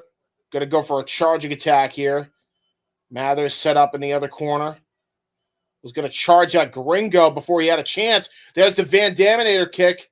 Right to the jaw. Now a Superman punch again. Just trying to chop down the tree that is Gringo Loco. Hell of a lariat. Big boot. A pump kick. I think he may have gotten some feeling back in that knee, or he's operating on adrenaline here. Poison Rana to the back of the head. Or right to the top of the head, excuse me. Gringo Loco got smashed into the canvas. Oh, Spanish Fly! Caught Marcus Mathers coming in with a Spanish Fly. And again, I think Marcus Mathers landed right onto his neck. He is clutching that bad. You can notice the shingles in his fingers. He's trying to get some some feeling back into his hands. As we take a look at the replay, you'll notice the way he's shivering off that Spanish Fly, trying to fight back here.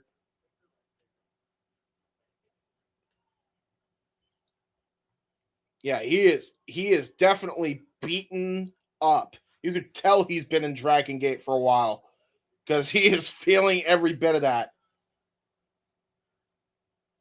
Just a simple standing Spanish Fly counter is enough to make Marcus Mathers wince in pain here.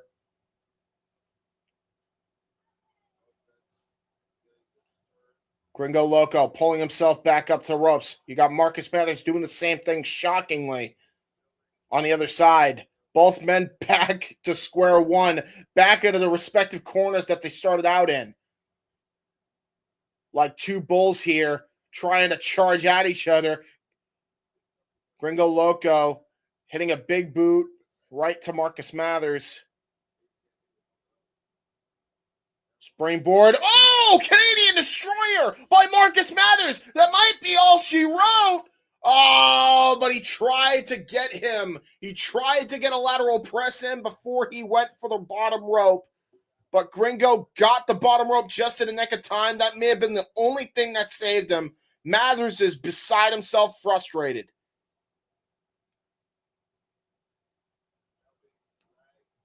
Now going to drag him to the corner, possibly looking for his 450 splash here. Getting a little receipt for earlier.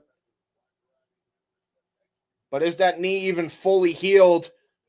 Oh, was going to go for a double stop instead. Got countered. Gringo Loco gets the electric chair position. Tried to go for a switch powerbomb. Got caught into a Dragon Rana and was not able to get a good cover off it. And now Mathers going to set things up here. Gringo Loco. Oh, no. Nice hook kick there by Mathers. May have knocked out Gringo. Not able to capitalize with a pin cover. So opts to go to the top rope one more time, possibly looking for 450.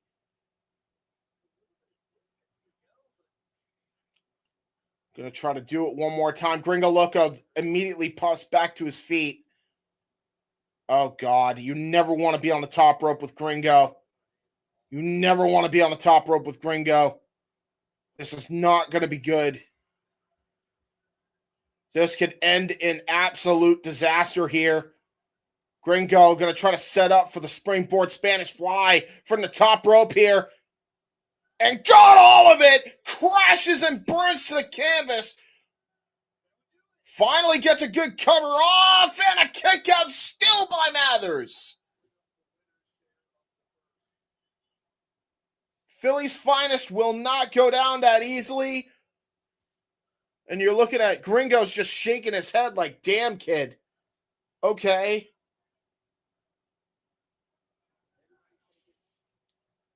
Picking Mathers up by the hair. As we take a look at the replay, springboard Spanish fly drills Mathers into the canvas. Try to go for an Irish whip power bomb. Setting up for, oh my God, that was rough. Tried to go for the crucifix bomb, didn't get all of it.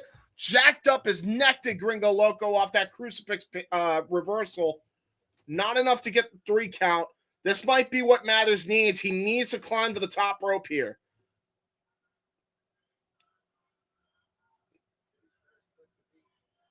And now what the hell is going to go on here? Going to set things up here, possibly looking for a moonsault of sorts. Instead, maybe Phoenix splash attempt. But again, Gringo Loco gets back up to his feet. Oh, my God. Oh, my God. What the hell are you thinking of doing here? Going to try to put Marcus Mathers into the electric chair position. Going to try to go for the shoulder switch power bomb. Holy shit! Awesome bomb from the top rope into a cover, and Loco with that emphatic win.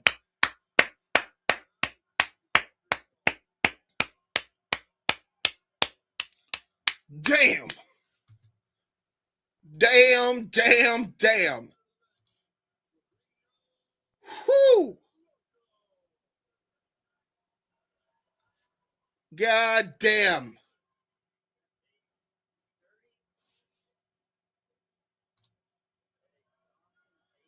Electric chair, awesome bomb gets the W. Hell of a win for Gringo Loco. Same move he used last night. I believe it, Nick. Damn. Definitely earned Gringo Loco's respect, though. I'll tell you that much. Marcus Mathers with an L, but hell of a matchup nonetheless. Definitely put up a fighting effort here against the Lucha veteran.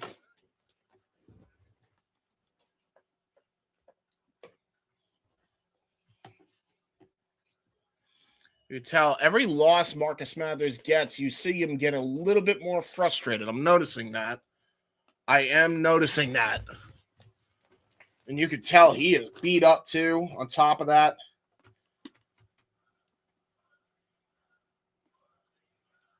You got Mathers. He is trying to calm down here. I'm noticing that every time. Every loss he takes, he is trying to stop himself from doing a bad thing. Showing respect to Gringo Loco in spite of that. As he tries to hopefully get some rest. Poor guy. Just absolutely beat up from his tour in Dragon Gate. Now comes back to GCW with a hellacious match against Loco. And a losing effort as we take a look back at what happened. They said it couldn't be done. And as they run this, oh, actually, this is something I actually may have to pay attention to. God damn. Okay, this is a match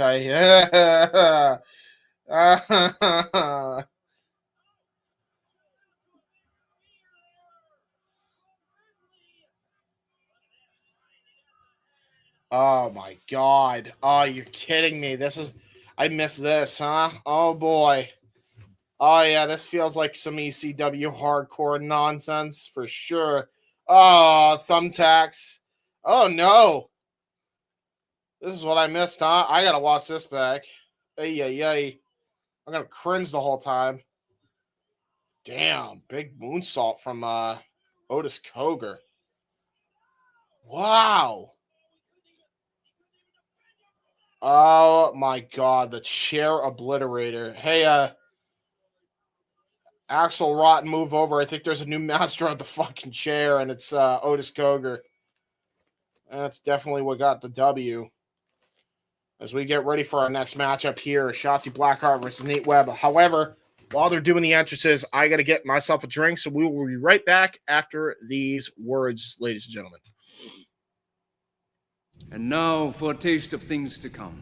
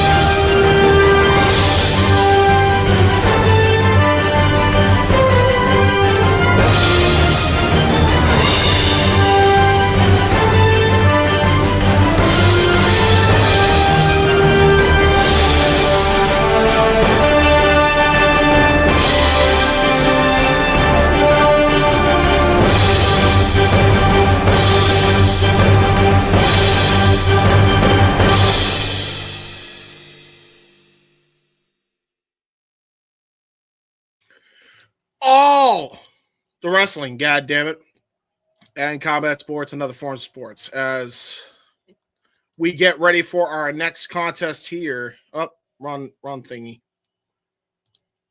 How does that happen? There we go.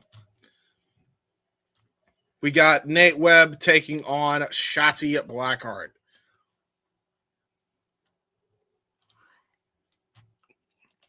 You know, not for nothing. He comes out the teenage dirtbag, but he ain't exactly a teenager anymore. So wouldn't that make him a middle-aged dirtbag? Just saying.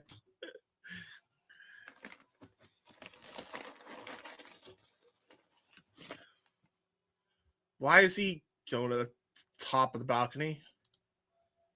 Why is he going to the top of the balcony? Why is Nate Webb going to the top? I am scared. Why did he decide to go to the top of the balcony?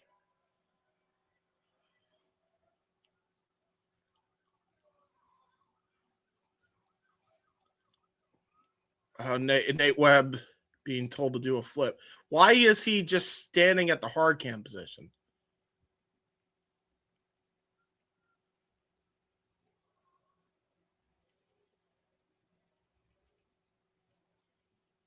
Oh, the song's still playing. Got it. Yeah, Nick, if you want to come in, I'll send you because I'm not sure where Ryan is, and JJ seems to have stepped out for some important business. I'll send you the link. It is, yes, it is, but I'm confuzzled.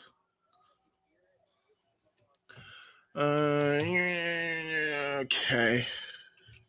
I forget they do this stupid code crap now on X. All right, here we go. Pasting. Come on in, Nick. I sent it to you. In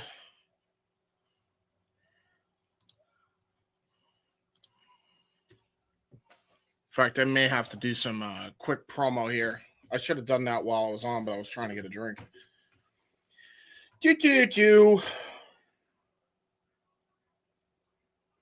I assume he's been doing it with this. I'm going to just check as Shotzi Blackheart makes her way to the ring.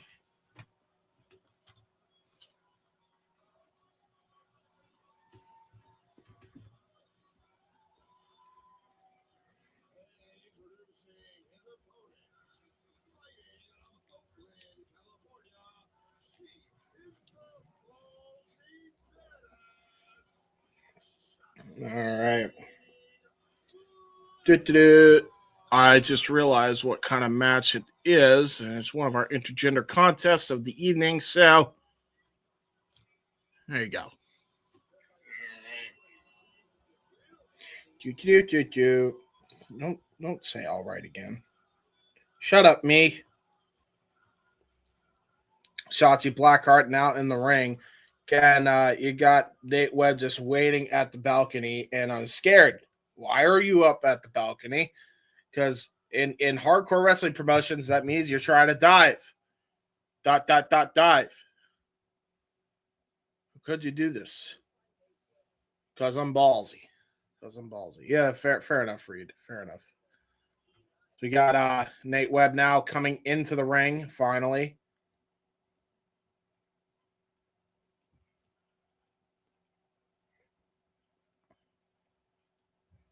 GCW. Bell rings are underway.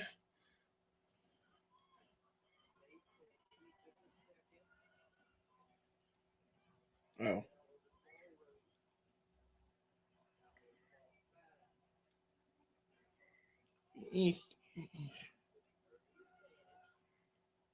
Ah, yes.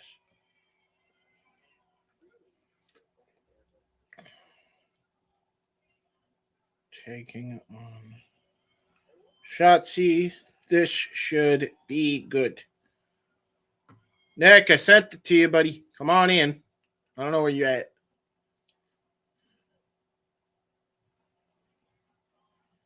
Interesting.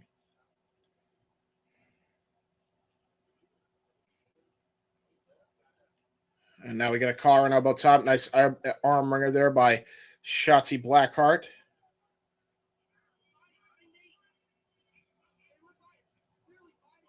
Now biting the hand apparently is Shotzi Blackheart. Here we go.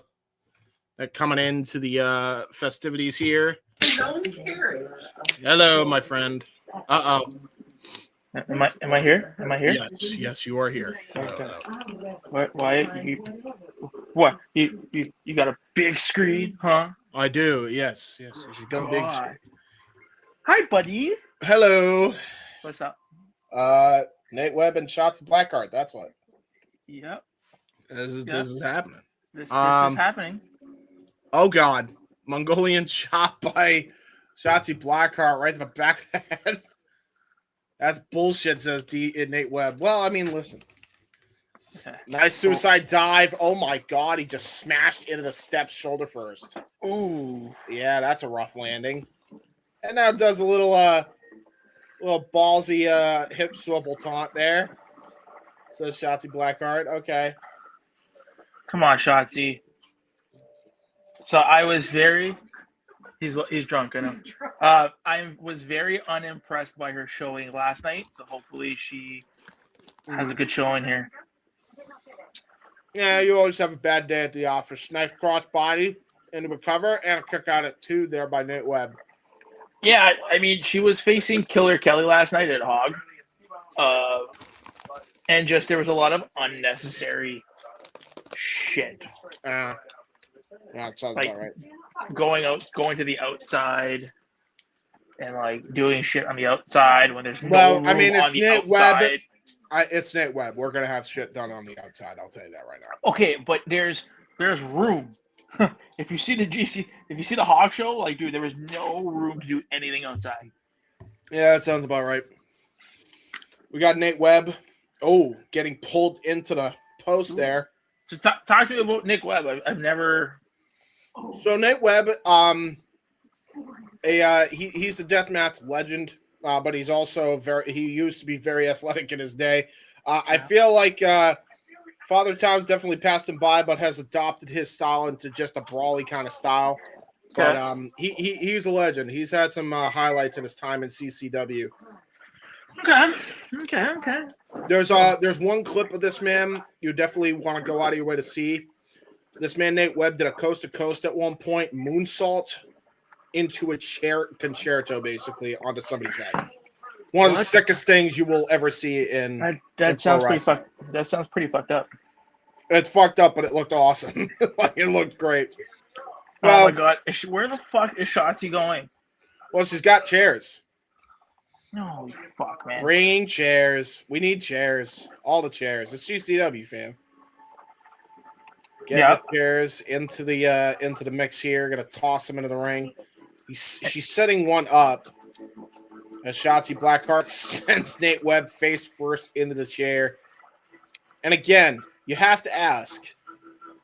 He's Spider Nate Webb, but I mean Nate Webb, man, double meteor there by Shotzi Blackheart. Again, he's not a teenage dirtbag anymore, so he's a middle-aged dirtbag. I feel you can't be known as a teenage dirtbag if you're as old as Nate Webb.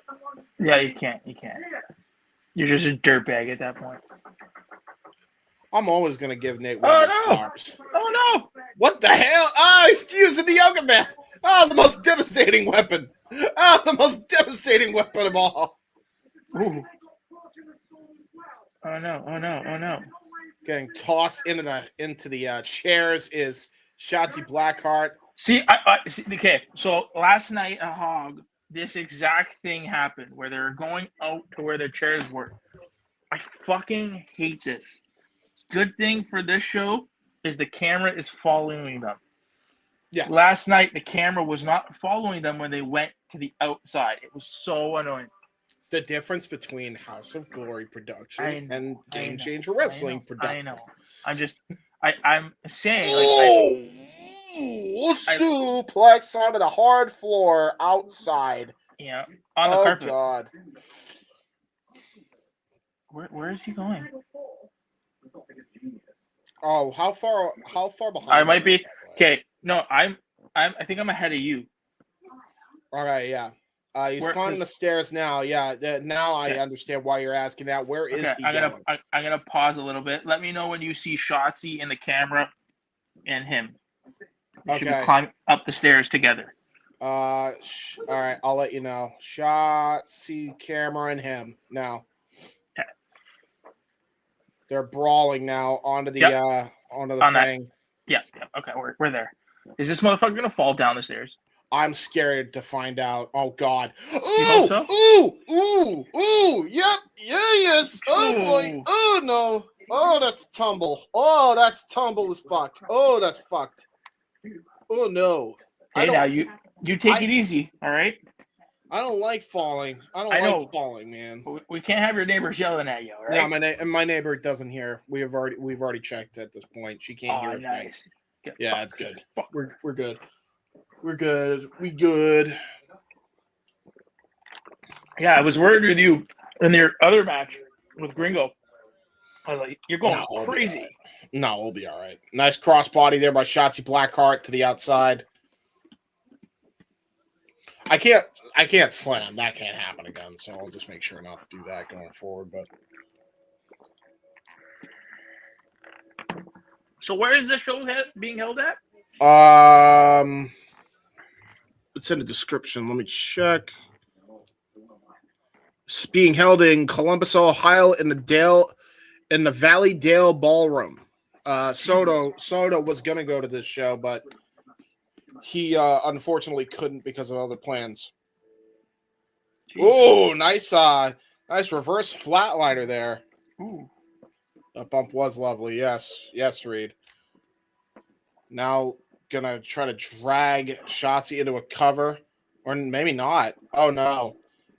Nate Webb's thinking of doing something else here. What is going through this man's mind? Oh God, he's gonna do it. Oh, he's gonna do his chair moonsault, isn't he? Oh no. Shotzi better roll out of the way here. Shotzi, move out. Shotzi better roll out of the damn way. Ooh, he just missed rolled out of the way in time. Yeah, he did.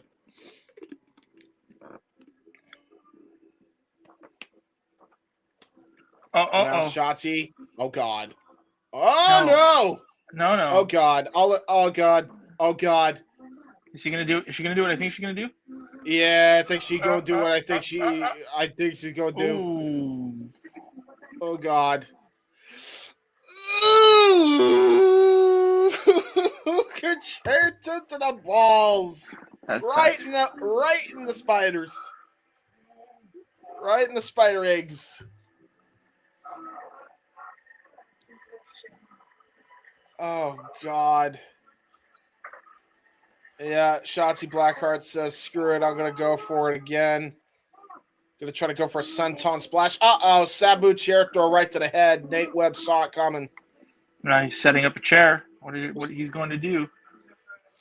Yeah, he thwarted the stage dive attempt there by Shotzi and gonna try to now go for Right. superplex, possibly out of the chair. No, Shotzi reverses out of it. Ooh, headbutt. Counters. Low blow and a headbutt to fall. Oh no, Nate Webb fell Here onto we the go. chair. Ooh. I think you're still ahead of me by a bit. There's the stage dive. Stage dive there by Shotzi into a cover. And it's over. Thanks for coming, Nate Webb. Okay.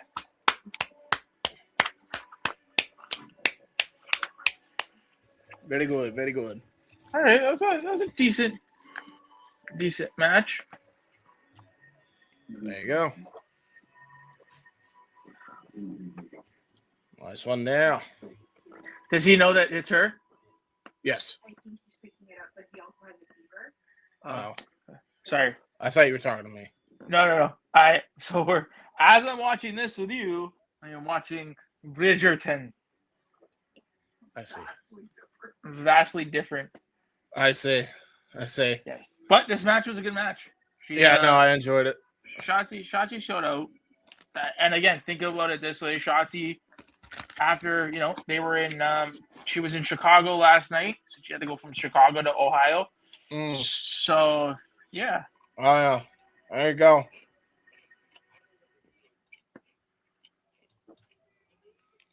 Not too bad. Not too bad. What do we got? Something's going on? No, they're just singing the Teenage Dirtbag.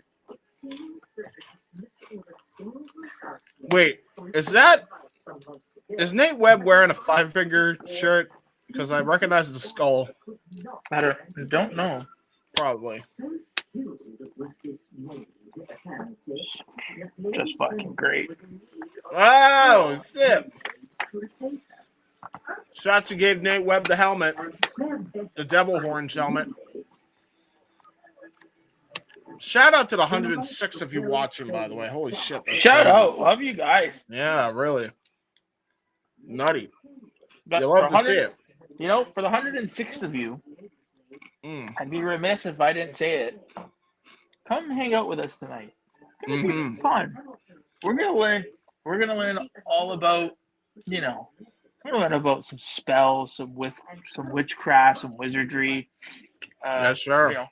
We're gonna learn about how to ride broomsticks. It's gonna be very interesting. We're gonna go to Hogwarts tonight, ladies and gentlemen. We're gonna go to Hogwarts. We're going to Hogwarts. We are going to Hogwarts tonight. Beer for Nate Webb and Shotzi. I like beer. What?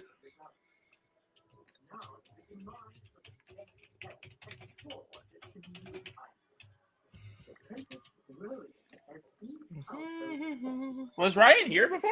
Were you guys all here? No. Ryan has not shown up. I assume the thing that was keeping him late kept him later than he thought he would. So it is what it is. That's okay. That's why. When one member has a problem, that's when we step in. Step up. Indeed. They're still. They really like the song, huh? They really like Teenage Dirtbag. One of my friends decided to sing this in karaoke, by the way, because we went to like a karaoke place. Smart. That's a smart thing to sing at karaoke. I mean, yeah, it doesn't require many vocals.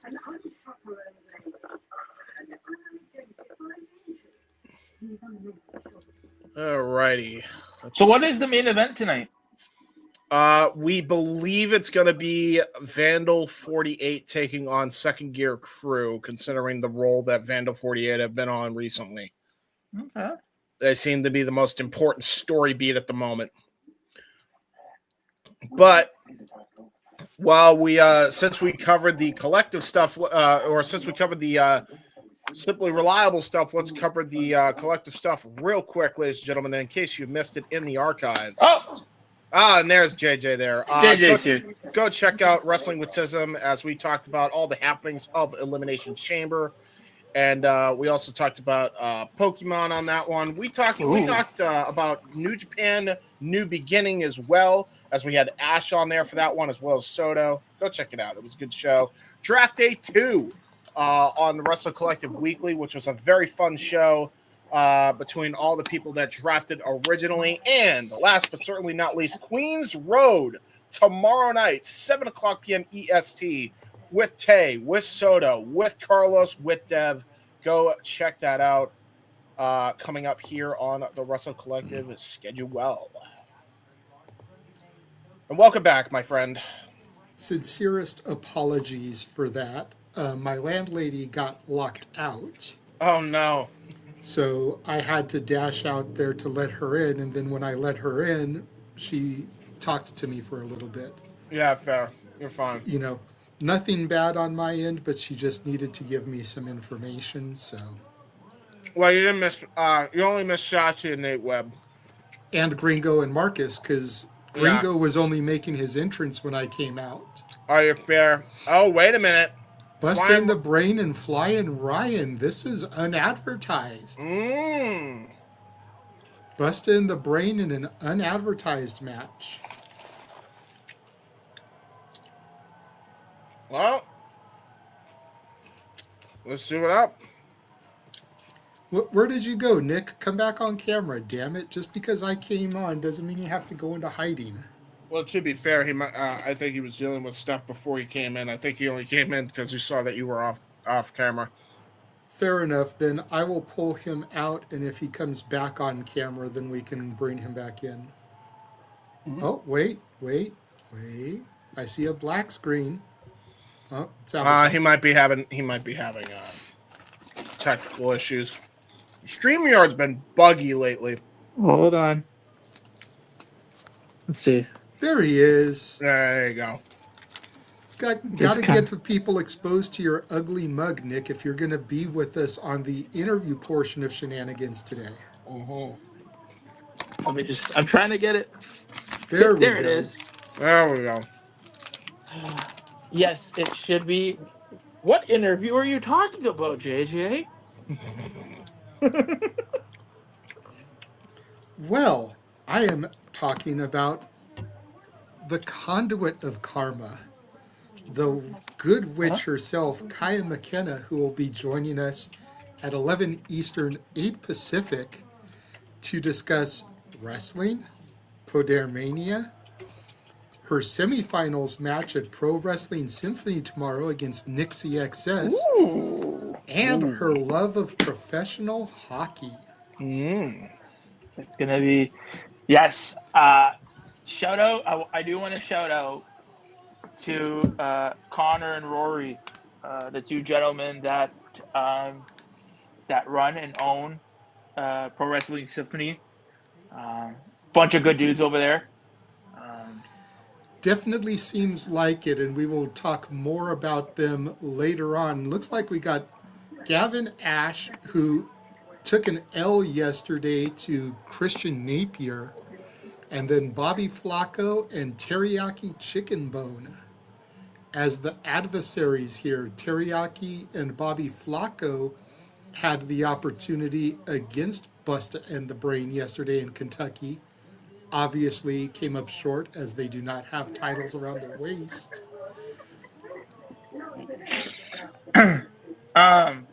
Ironic that the entire adversary team, oh no, never mind, because Gavin Ash, but 3 of these 6 men liked and retweeted our posts yesterday.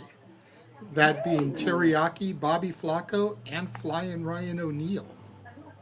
So shout out to all 3 of them for the love that they showed the Simply Reliable Studios. Dude, it seems like everybody. I'm yeah. telling you guys, I told you guys from the beginning, from January, Yeah. if you're not on the boat, get on the boat. Big things are gonna happen with SRS in 2026. Why I'm does it have to be? telling you. Why does it have to be a boat? What if I'm seasick? This is an interesting note here from our boy Reed in the chat. Wonder when they're finally going to have people know that Ryan and Jordan are brothers. And Okay. now that he's pointed it out, Yeah, I I can can see it. definitely see it in the face. Wait, Yeah, I can see who? it. Who? Flying Ryan O'Neal. Wait a damn minute. Hold on. Another trio? Another trio. Wait a Junie damn minute. Underwood, Facade, and Logan Cavazos. Facade, another Juggalo Championship Wrestling talent. What do we got Okay. over here? Junie Underwood Facade, and Facade. and Logan something rather. That is Facade Logan right there with the Cavazos. championship. Logan Cavazos. I got him. I will. Since I'm gonna ask you guys a question, since two of these people that I'm about to mention are in this match. Did you guys... hold on real quick. Okay. Quick. Reed brings up a good point. This may be the replacement for Bear Bronson and Josh Bishop. Well, shit. Okay. And if it is, what a replacement. Yeah, this is. I believe this is the first look we're going to get at Facade in GCW, at least since we've been covering it for sure. Yeah. No, we've seen him. We actually saw him. Facade, we saw him in GCW. It was the James. Remember when we did the show? It was in that underground. It was the show before. Yeah, The show before the Japan tour of last year. he's right. We saw Facade. Okay. I just know, being part of the Juggalo team, we probably saw him during the 2-Day War, but I don't recall seeing him, and that may be why he looks new to me as far as GCW goes, because I missed most of that stuff due to my living situation. Are we having a 4-way tag team match? We are A having four-way a four-way trios match. Hold on. Rachel Armstrong, Christian Robb, and the Babushka Baron, Jeffrey John. What the fuck is going on here? Dude just kicked his flip-flop off. Matt Riddle style. Well, this is definitely going to be a chaotic. I feel has to be a tornado tag, right? Like there ain't A no tornado way. trios. A tornado trios, yeah. Yes. And that's fair, Reed, that he's worked GCW a ton, but we've only been really following GCW since the collective last year. Mm-hmm. Yeah. So I don't recall having seen Facade on any shows since that. And if it was, like I said, it was due to the fact that my living situation was such at the time where I wasn't able to really do these. So I missed more shows that I would like to have missed, unfortunately. This is why we said 2026. The year. Facade has been with GCW since 2017. Good to know. Thank you for the knowledge, Reed. Thank you. Like I said yesterday, I appreciate you giving us the knowledge that we may or may not be aware of. But before all that, Nick, you were going to say something or ask something when I got us sidetracked because of the people that shared love and reposted for us. So go ahead. Oh my God, we're gonna have another team. Now that Jordan Oliver said, "Don't worry, Yeah, we're gonna have seriously, another like, team how show can you fit any more? This is a goddamn rave party at this point. So, talking about the guy who picked up the mic and his tag team partner, they were recently on the New Japan New Beginning show. Yes, they were. They got their. Did you guys watch that match? And I did not. I good. do not have New Japan. It was Okay. very good. Okay. It was Was a it? very good match. The whole Okay. card was great top to bottom. Like, I highly encourage, go watch it. And it seems like they're going to be doing more with New Japan. So, Yeah, bust I in the hope brain so. in 2026. I'm fine with it. Hopefully we see them in the World Tag League. Hopefully we see Gates of Agony, who have also been making a splash there recently, too, in the World Tag League. I would love to see that. Bell rings were underway. And So it looks like it's Ryan O'Neal, Teriyaki, Junie Underwood, and what's the other guy's name? Christian Robb. He's the one that Christian kicked off Robb. his His things. flip-flops. Yeah, flip-flops. Oh, no. I just couldn't remember Christian his Robb. name. Oh, no. Everybody's going to do it. Everybody's going to do it. Who's going to bite first? Oh! Oh, no! Everybody got their nose flicked. Junie Underwood, how could you? Christian Robb tried to get a pump kick in. Nice Trouble in Paradise reversal. Tried to go for an enziguri to Teriyaki. We're at a throwaway stalemate. You don't see that every day. What just happened? Reed saying he has too many friends in this match, and that's fair, bro. You ain't wrong. Now Rachel Armstrong in the ring for that team. We got Alec Price in the ring for that team. We, I believe, we have Cavazos in the ring for one of the teams, and then we have Facades in there. Yeah. Yeah, it's in Oliver, it's Gavin Ash, it's Rachel Armstrong, and it's Facade. Oh, Gavin Ash, sorry. There's a lot of bodies here. Gavin Ash in the ring here. We literally have 12 people in this match. Brother. Just you could have just done a traditional elimination tag. Yeah, this is a lot. Oh no. Quadruple test of strength. This is Brett pulling a WrestleMania and trying to get everybody on the card. Oh, 100%. Nice arm drag there by Rachel Armstrong and Gavin Ash. Another one to by Jordan Oliver onto Facade. Nice head scissors. Ooh, cartwheel. Like Brett, less is more, buddy. Less is more with this stuff. I don't know. I disagree. I disagree. Usually when it comes to the tag teams and people like the ones we have in this match, it doesn't matter how many are in it. It just fucking slaps. Nice double arm drag there by Facade, Juggalo champion in this matchup here. Tried to go for a double spot kick to both Gavin Ash and Jordan Oliver. They both got caught off guard there. That's fair, Reed. All these people are probably going to be in the clusterfuck battle royal. That's also valid, yeah. Which I'm still debating whether or not we're going to go to that show. That's we're going to yeah. That is the Saturday night festivities, I believe. Now tag post WrestleMania. Alec Price, Logan Cavazos, Bobby Flacco, and Jeffrey Johns.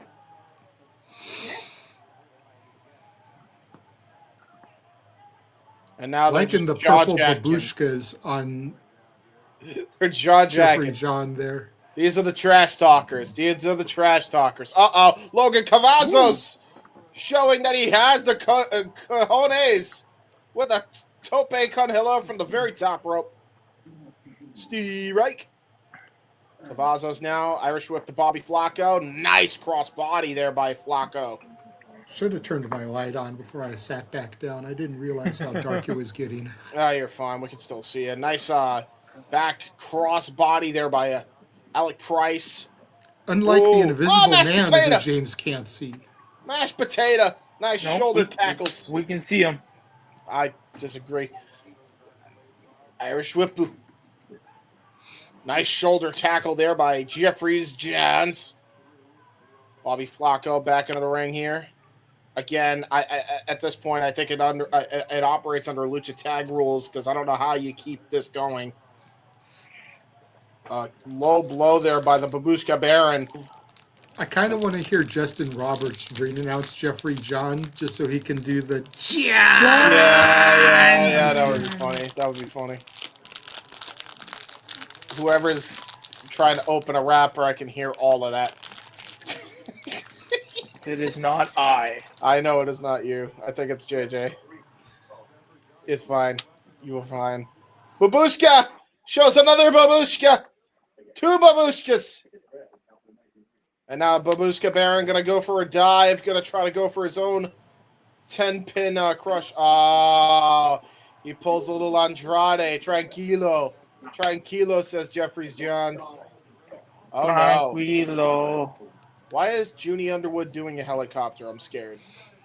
That's what she said. And now Junie Underwood, pump kick, sends Jeffrey John to the outside. Springboardy. Cross body.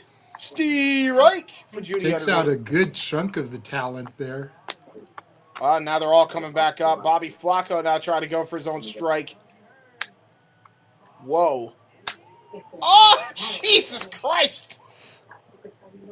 And Facade says, screw this, I'm out of here. Oh, no. Flying Ryan O'Neal now going to the outside.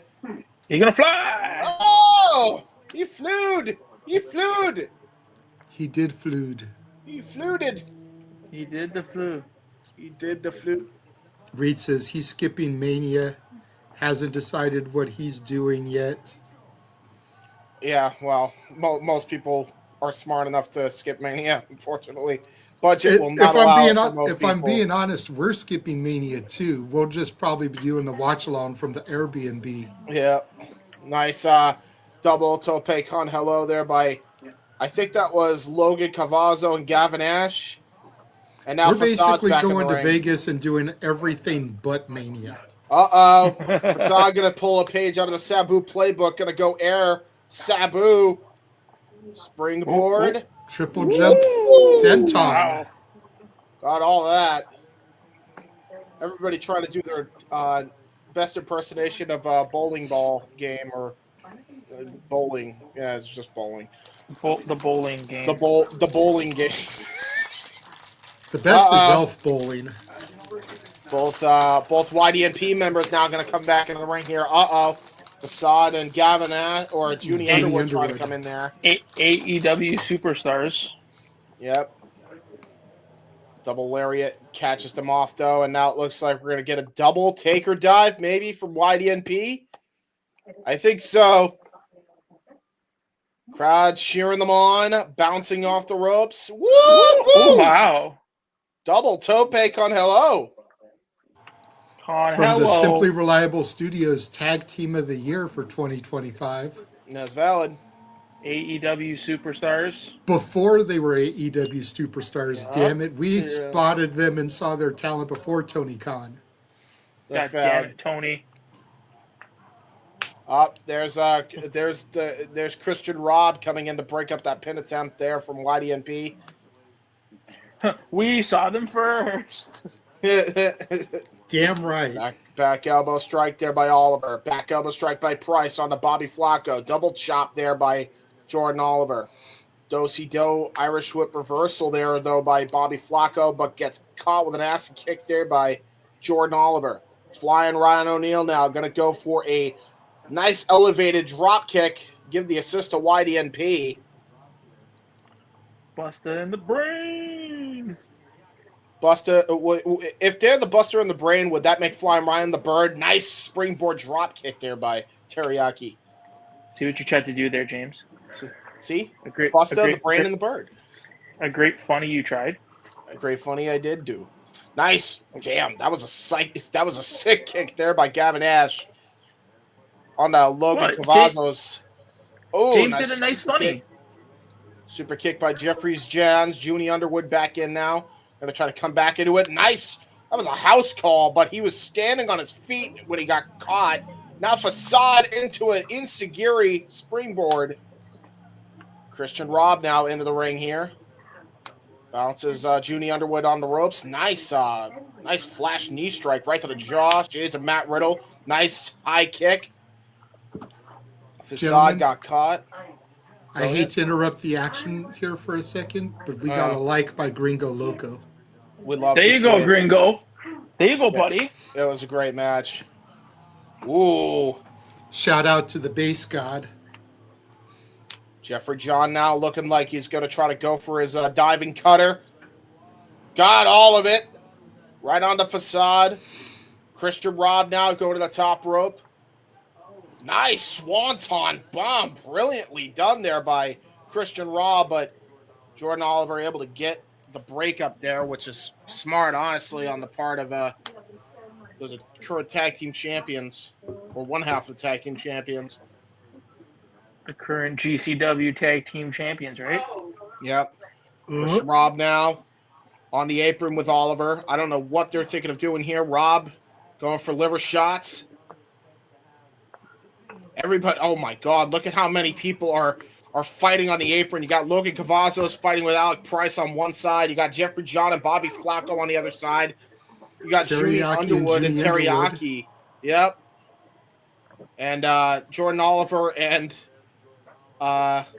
Christian Robb got wiped out.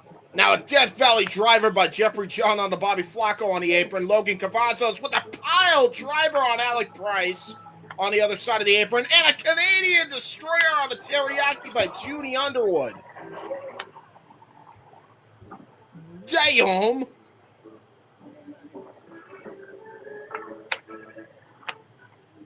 I don't know who, honestly, at this point, it could be anybody's match here. Facade now being directed by Underwood to toss Teriyaki back into the ring.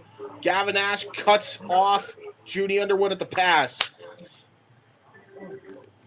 This is a complete chaotic match here. I was going to say, this is all car crash. Yeah, car crash action here. Blink and you'll miss it type action. Oh my God. Tower of Doom. Walter's favorite spot. Oh, powerbomb suplex combination. Power and Glory. Body splash. Trying to go for a cover. Oh no! Double stop by Bobby Flacco on a flying Ryan after the splash attempt on Gavin Nash. It's pandemonium. It's pandemonium. Bobby Flacco may have injured his knee.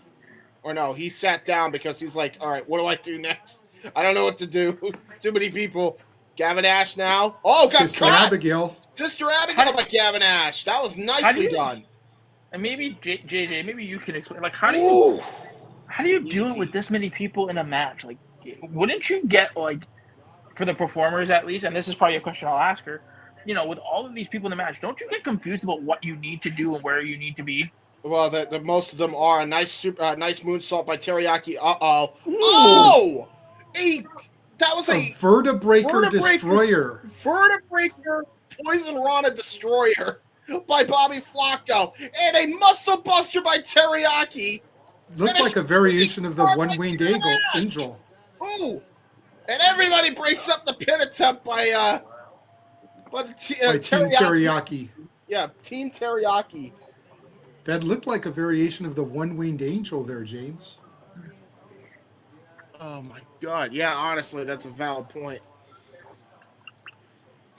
Woo-wee. As far as Nick's question, here we can take a look at that shooting star again. That was a great shooting star by Gavin. As someone who used to perform, it's all about just remembering where your spots are supposed to be. Yeah. Okay. You know, if you're a professional wrestler, the key word is professional.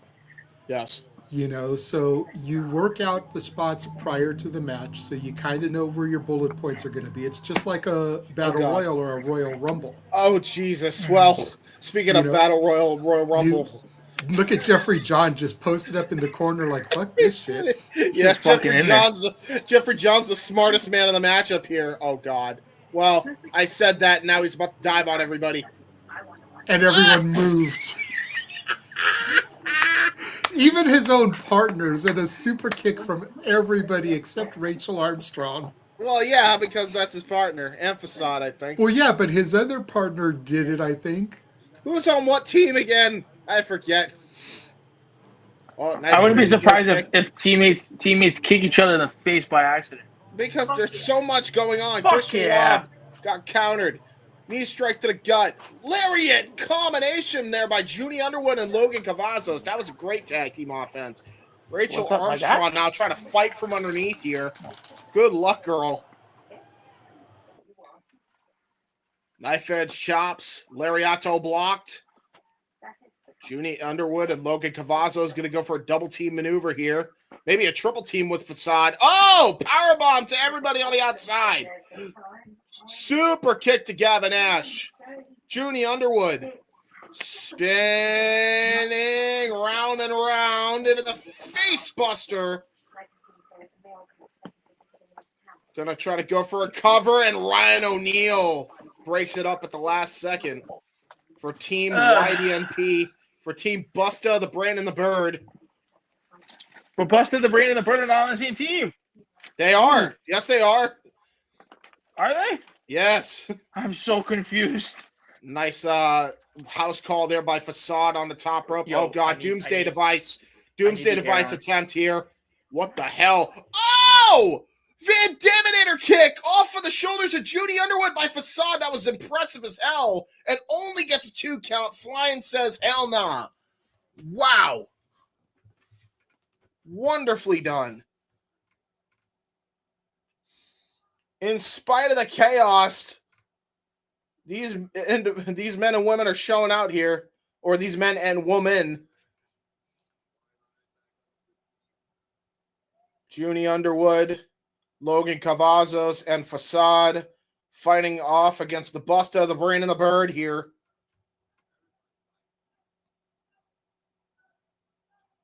Brutal.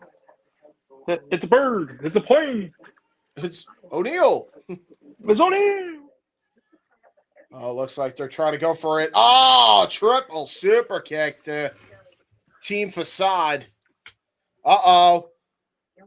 German suplex to everybody here by Team Jeffrey John. I can see it. And now Team Teriyaki back into the ring here. Gavin Ash. Oh, triple cutter to everybody. Jesus Christ. Everybody's just hitting spots. Oh, my God. And now Bobby Flacco looking to set up for a monkey flip into a roll through. Nice springboard face buster into a combination flatliner there by Flacco and Teriyaki. Flying around, coming back in here now, trying to fight off Team Teriyaki. Nice trouble in paradise to Gavin Ash. Teriyaki gets caught with a hip attack. Nice bulldog lariat combination. Teriyaki. Taking a page out of Nick Jackson's playbook there. Lariat attempt thwarted there by Rachel Armstrong. Uh-oh, there's the combination offense. Yeah, Rachel just got crushed by YDNP, the tag team experts here. Gavin Ash back in the ring now. YDNP B just absolutely brutalizing Gavin Ash. Oh, what a drop kick by Jordan Oliver. Gavin Ash may have been knocked out here. And now, flying Ryan O'Neal, doing what he does best, and that's food. Logan Cavazos trying to springboard and caught with a double super kick. Jesus Christ. Jordan Oliver and Alec Price picking up Logan Cavazos. Oh, God, triple Doomsday Device. Into the Canadian Destroyer! What the hell? Into a cover, and it's over. Give the win to the Buster, the Brain, and the Bird. Woohoo! YDMPB. Jesus fucking Christ, that was a lot to take in. I'm shocked I kept up. You did better than me, buddy.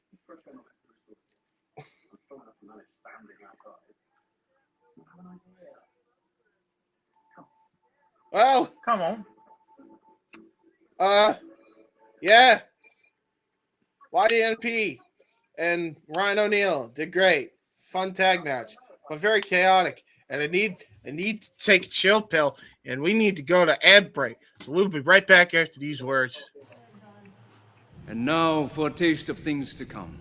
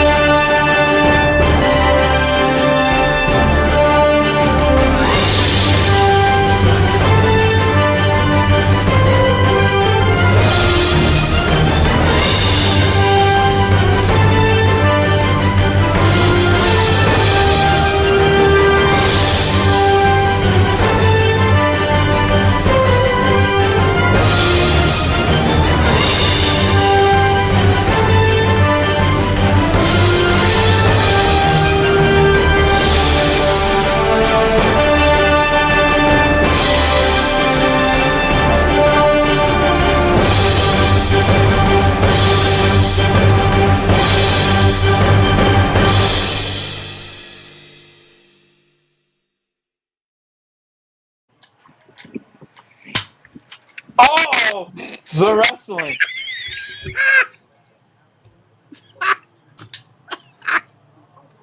Hell yeah. I figured since we had Nick on here and he never gets to do it, it's like, here, let's give him the solo shot coming out of it. And definitely caught him off guard. It sure did. I'm stuffing my face with tomatoes. yeah, really. That was unpleasant. Ladies and gentlemen. It's all good. I just go. finished stuffing my face with a sleeve of Thin Mint Girl Scout cookies. Damn. They did not have a chance. No, honey, what are you eating? I'm not even a fan of Thin Mints, but my landlady offered them to me, and all I saw was that they were chocolate cookies. And I was like, okay, cool, I'll take them. Honey's eating a I'm box. not gonna turn down cookies. free cookies, you know. So. How are you? Yeah, you can't turn down free Can't cookies. do that. Could you? It's rude. I'm taking a look back at Holy Smokes from the Nile Theater in Phoenix, Arizona. Effie versus the one called Manders. Allie Catch in the ring now. Luis Thez Press unloading on Effie, who threw the towel in on her title opportunity the night prior when Allie challenged Atticus Cogar at the Coldest Winter 4 in Los Angeles, which I was there for. So Effie turned heel? He still hasn't officially turned heel. Okay. It's one of those things with Effie, and the best way I can explain it is the villain who feels that everything he's doing is for the right reasons. That's the best kind of heel. It really is. Because if you think about it, Anakin Skywalker became Darth Vader because he wanted to prevent Padme from dying in childbirth. He turned to the dark side for the right reasons. Like he was trying to save the love of his life. Thanos wanted the Earth to survive. So by doing so, he wiped out half the population. That way there was more than enough resources for people to survive.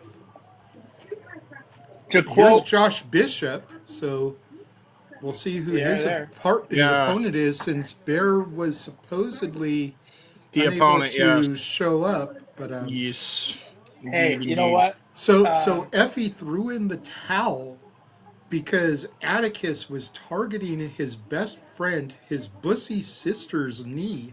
She had just come back from leg surgery and knee surgery, you know, out almost a year because of that. He's out there trying to save his best friend. So in his mind, he's doing the right thing, but at the same time, he cost her a title opportunity. He cost her the ability to dethrone Atticus. You know, so he hasn't officially snapped and gone full-blown heel yet, and I'm curious to see what happens when he does. Wow. I wonder if he's going to tread this line until Big Gay Brunch and make the turn there, or make the turn after Big Gay Brunch. We'll have to see. That's his show, right? To quote a great movie, you either die a hero. Sam Holloway. Oh, okay, we got a big hoss. Another WWE ID prospect taking the place of Bear. Okay. Sam Holloway can be seen on Evolve. I believe he's still contracted. It's been a minute since I watched Evolve, but... Yes. Oh, shit. Shout out to Frankie, who's now in the chat. Shout out Frankie. From the GCW World Pod. Got Frankie and Reed in the chat now. There you go. Both regular contributors and commenters in the chat room for the GCW World Podcast, which let's go ahead and take this opportunity to shout out my boy John and B. Every Tuesday, 10 Eastern, 7 Pacific, the official weekly podcast for Game Changer Wrestling.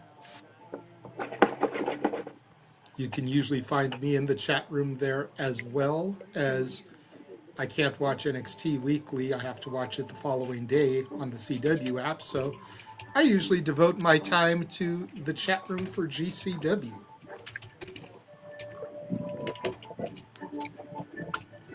It's at SR Studios 2024, Reed. Go ahead and throw that up one more time, James. Where is it? Yep, I got you. Bam, there. Boom. That's the Twitter leak there, Reed. SR Studios 2024. Follow us, brother. Oh God, we got doors. Okay, he found it. So we'll go ahead and throw Datilla back up now. Yeah, follow us all on, Thank you, Reed. on the Twitters. Appreciate Thank you, Reed. you. And also, while you're doing that, Reed, you can also follow our partners as well in the partnership. Go check out WC Worldwide, which we are streaming on the XF right now. You probably came from there, but fair enough. And there's Frankie. Oh yeah, we got to actually highlight this. Reed says hi. Reed says hi, Frankie. Ooh. And Frankie says hello back. Yes, indeed. There you go. Oh God! Holy Jesus. dive! Oh You my wanted God! to talk about a taker dive. Sam Holloway with one right there. Yeah, you did. That's Hell a of a big taker man. dive. God, Frankie and Reed giving each other shit in the chat. Gotta love it. There you go. As we have These two just going back and forth. yeah, I love it now. They're building their own feud. You got KJ Right? and Emil having their feud. Now we got a feud going on in our own chat. Hell of a forearm shiver. Oh my God. What the hell? And now a crossbody plancha there by Joshua Bishop. These two men are flying. They're doing the flood. These boys are just The big men intense flying. icon, Joshua Bishop. Mm-hmm. Uh-oh. Telling you, Bishop bears a resemblance to Sid to me. Yeah, he does. Oh, 100% he does. But he's a better wrestler. Oh, way better. I like Sid, by And the way. that's no. I was going to say that's no disrespect to Sid, but Bishop's just a better worker. A little bit more agile than Sid. Oh, the fan is giving a title. The fan is trying to give a title to Oh, Jesus. Joshua Bishop to one of the guys. He uses a weapon. Okay. Frankie in here. News from around the industry. WLW DWC canceled 3 matches in. What? The Death Who? Wish Cup was canceled 3 matches in because the building held them up for another $1,800 rent. Huh. Ooh, Cops that called, sucks. building cleared out. That sucks. Thank you, Frankie, for that breaking news. And then he agrees that Bishop is 100% Sid. Oh, the kid got used as a weapon by Joshua Bishop into Sam Holloway. Yay! Got used to drop kick a man. Good on the kid. Good on the kid. So we got her shit in. Let's go. Yeah, I've never heard of WLW DWC either. Yeah, we definitely are trying to expand our horizons with a bunch of other companies. Yeah. Oh, what the hell is Sam Holloway thinking of doing here? Oh! Ooh. Springboard elbow drop from the apron position. Only gets a 2 count. Okay, I'm digging this. I'm digging this. And now Sam Holloway talking trash to the kid. Speaking of other promotions, also want to give again another shout out to Pro Wrestling Symphony. I watched that video that you sent me, JJ. It was actually really Yes. nice, really great video.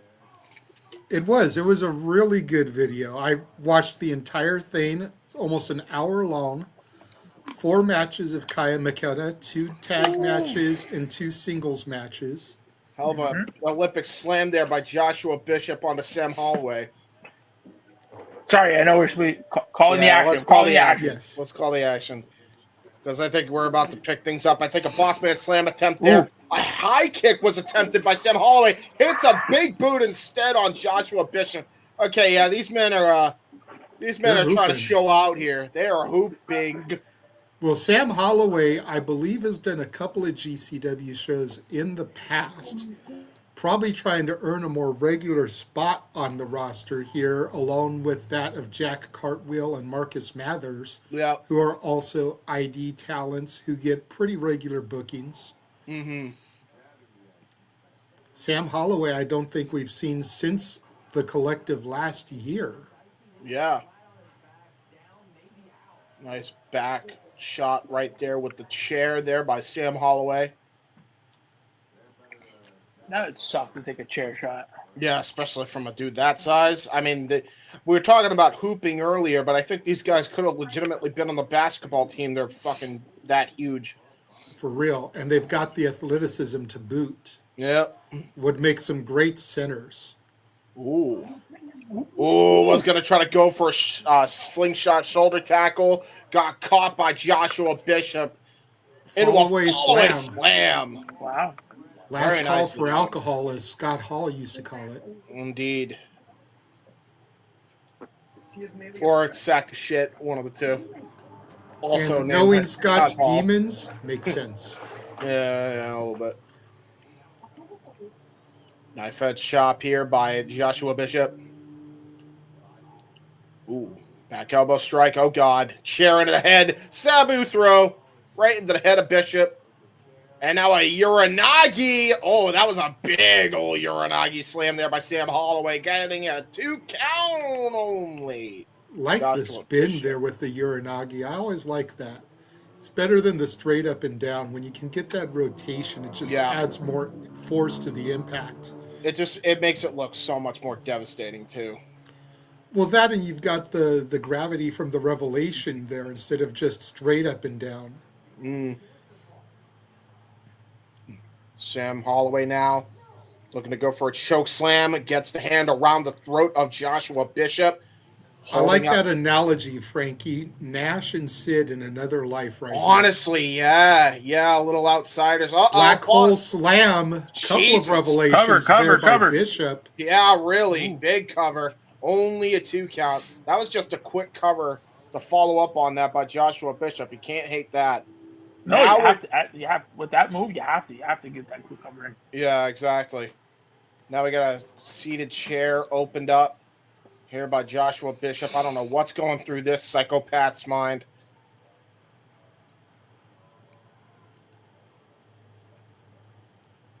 Pink and black works for him too. Pink doesn't work for a lot of big men like him, but he seems to pull it off well.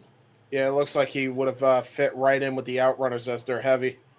Oh, big Or the boot. Hart Foundation back in the day. Yeah, true. Nice butterfly suplex onto the seat of the chair there. Yeah, that's a big old butterfly, I'll tell you. Right into that chair. Goes for a cover. Lateral press. Brilliant cover there by Sam Holloway. Damn near got the win at 2.9. And literally the only thing that saved Joshua Bishop was just the will to kick out. Because that was a picture-perfect cover by Holloway. Getting the chair set up here in the center of the ring, damn near the center of the ring. Uh-oh. Possibly looking for a door bridge. Oh, yeah. He's looking for the door bridge. On the other side. Damn it, James, you fucking idiot. I gotta hit it once. Come on. God damn it, James. No. My gimmick. Oh, door to the head of Sam Holloway by Joshua Bishop. Let the bodies hit the door. Let the bodies hit the door. That's a good one, too. New gimmick. New gimmick alert. Don't steal my shtick. Stick to your shtick like Walter Cruz. Okay. Well, Leave Sam that Holloway. gimmick for when I join. Oh, God.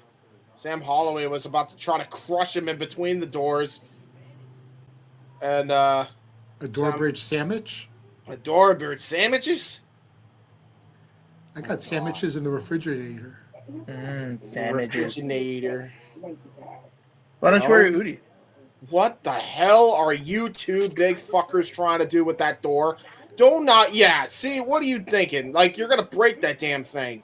Well, it's already broken. Yeah. That was not ever It gonna broke work. under his weight.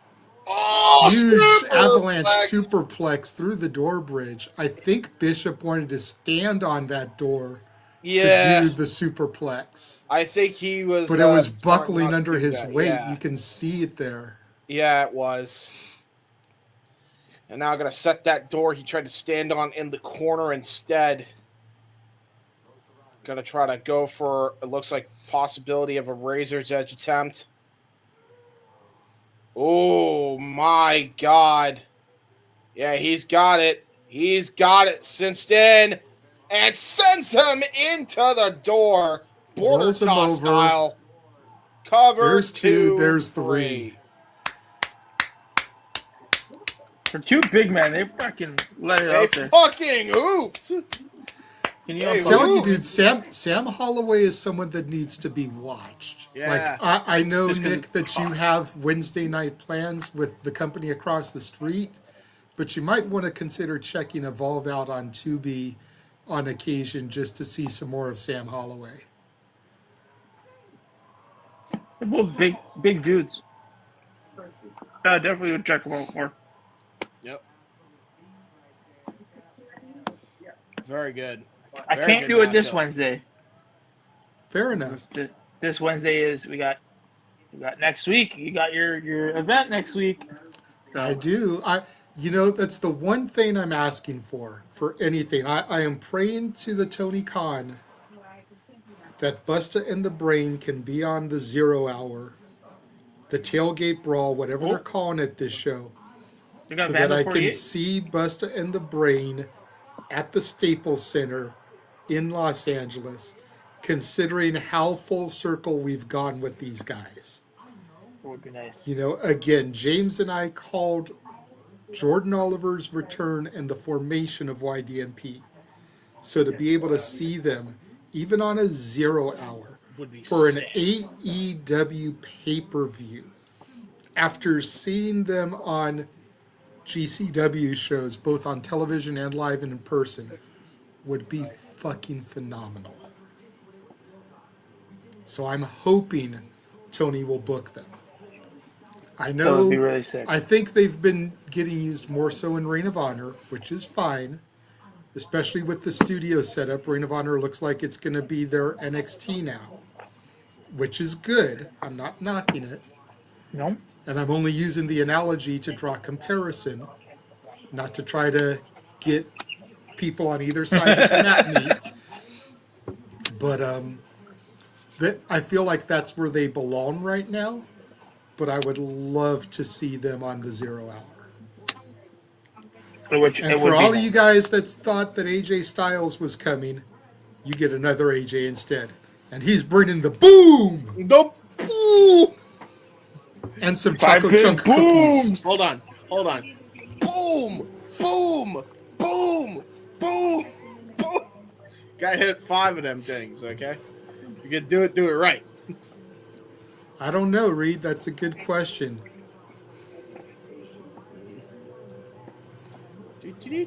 I know Bane and Matthews were on the Hog Show yesterday. Mm-hmm. Yes, they were. Yes, they Yes, were. they And they were. were facing.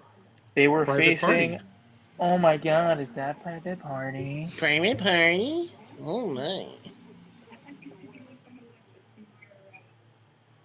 Oh, Yeah. nope. Here we go. Oh. Brothers of Funstruction right now. Bane and Matthews. All right. Well, nope. It's coming up. Right here. Yay. Well, I think I got to get at least one more refill for this matchup. I am going to do that real quick. I will be right back, gentlemen. Should only be like a minute and a half. No worries. Probably will be back before the match actually starts because of the intros. Probably.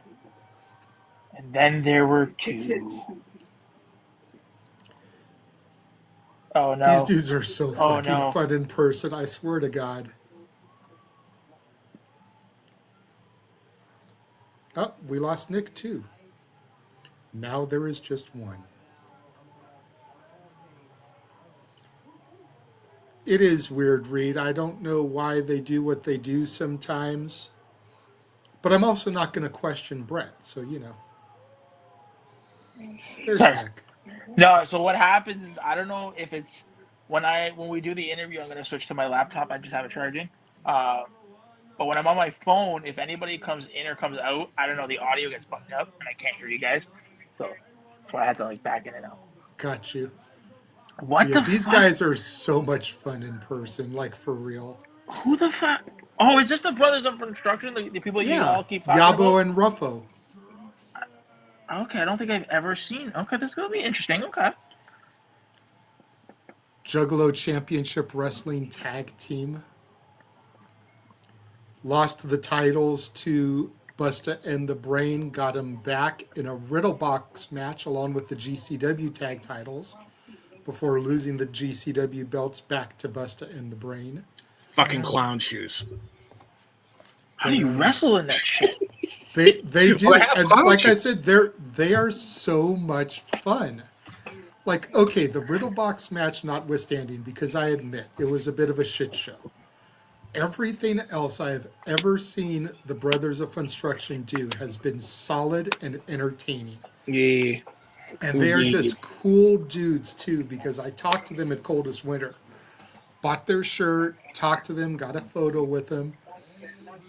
They're so humble. Oh, I bet. Like, it's not even funny how humble they are, because like ICP have a reputation of being arrogant. The brothers are the complete opposite of that.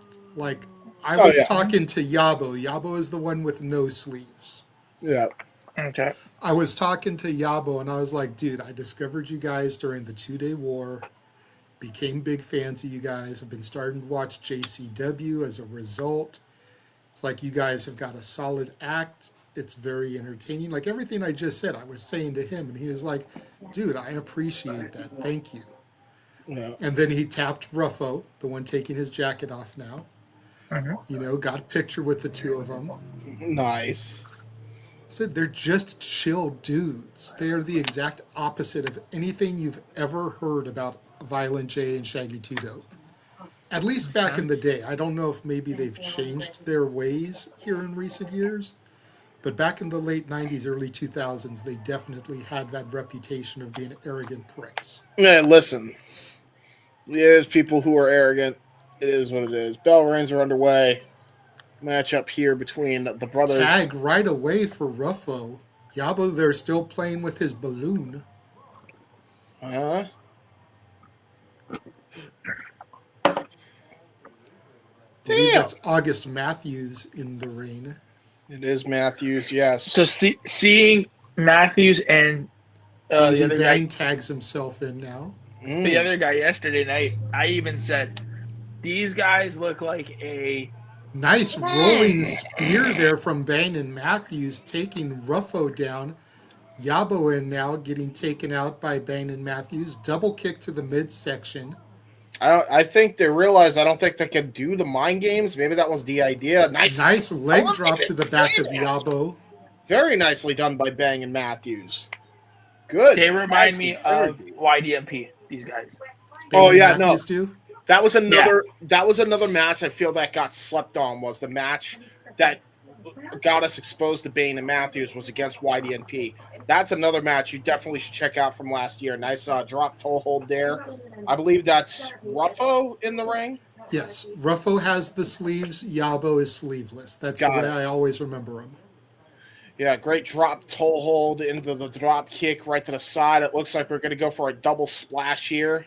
That, and you see it says Yabo on the back of his outfit, and Ruffo says it on his chest. Well, so, Yabo just came in at the nick of time to help his brother Ruffo.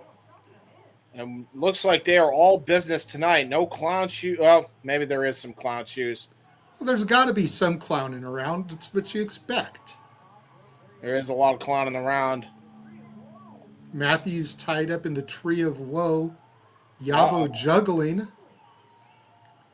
some balls. Oh! throws them at Davey No! Bain. No, into the balls. And now Oh, one at August Matthews. oh, no. Balls into the balls. Oh, went for like a cannonball, but Matthews able to get out of it. Bain rolls through Ruffo there, pushes him with his feet into a spear by Matthews. Hook the leg, gets two. Ruffo kicks out. This is what you get when you try to do some fucking clown shoes. I'm just saying. You know what, Reed? I hope the next time we see them, they are mafioso. I'd love to see them teamed up with Big Vito. Oh my god! Nice standing moonsault. Beautiful into a- moonsault there from Yeah. Matthews. Gets nothing, though. Unfortunately, he just got a bunch of canvas, and now a Yabo tag. gets the into hot Yabo. tag. Yabo now back into the ring. A little hot tag action here. Yabo's shaking it off as he goes toe-to-toe with Davey Bain. I apologize for taking the lead here on these guys, about to James. say, let me give it back to who's you. the I'm lead supposed to here? be color. Who's the lead? Well, I was about to say, I'll be the color. What do you call? As Let much man as cook. you are a fan of the Outbreak, I am a fan of the brothers. Okay, Eat the like these are my feet, dudes for Juggalo. Eat Let the defeat man by the Yabo. Gonna go for a double leg drop. Little SVR 2007 action with the double leg drop. Cover two, and I believe that's Matthews kicks out. Kicked out at 2. Kick out at the 2 count. Fellas, Ruffo hooking the leg, gets another 2 on Davey Bain. Yeah, I am going to bid you adieu. yes. I want to do some stuff here around the house before we get that interview going. All right, real At 11, quick. okay? Where could they find you on the Twitter? On the I have a thingy. Honey, I got a thingy. Y'all find me on X. You should have a thingy. I'm sure your wife sees it all the time. I was about to say, oh no, the rubber chickens are out. Say your ad. The Nick Belief 1-2. There you go. Follow. See Do you the guys at follow. 11. All right, bye. Oh god. That's 11 Eastern, 8 Pacific. Indeed. Oh god. Oh no, the chicken. The chicken is in the Chicken back. in the crack. Chicken in the crack. And now he's tickling tickling his that pits radio. with another chicken. Side rush and leg sweep by Yabo. The chicken makes a noise. Pin attempt by Ruffo. Davey Bain kicks out at 2. Damn chickens. My goddamn chickens. Elbow drop there from Ruffo, but Bain moves out of the way. Bain trying desperately to get to Matthews here. Gets the hot tag. Yeah, Matthews needs to go out of here. Nice Nice crossbody. flying crossbody. Maybe he can finally get that chicken out of his crack while he does this. Nice combination offense here from Davey Bang.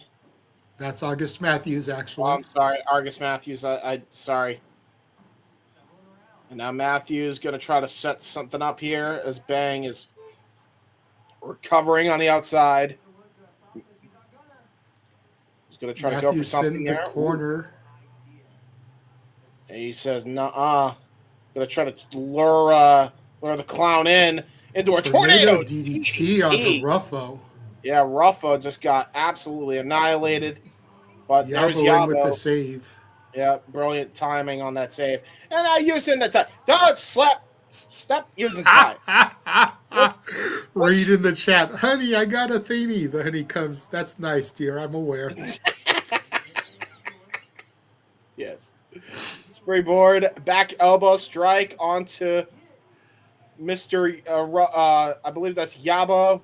Double Handspring back strike. elbows there from Bain and Matthews to Yabo. Or no, that's Ruffo. Or What was is it the- Yabo? What is the equivalent of hulking up for Clown Logic? They're getting silly. That's No, they're clowning sad. around. Oh, they're clowning around. Oh, Jesus. What the hell is Bang and Matthews thinking of doing here? Oh, God, no! Confetti balloon to the dome of Matthews. Oh, no! He And tripped Bang on the just chicken! drops Drops Matthews. Ruffo setting him up here. Gonna go for the guillotine leg drop. Double stomp combo. One, One, two, two. three. Ah.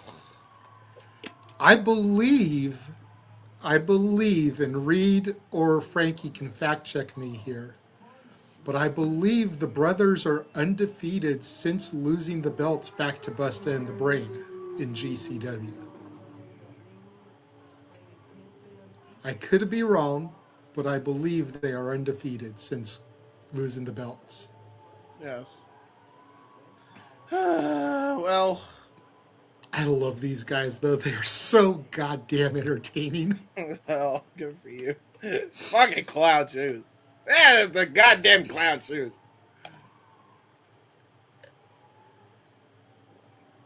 And now they're high fiving. The fans are now high fiving the chicken. Hey, they're high fiving the chicken now.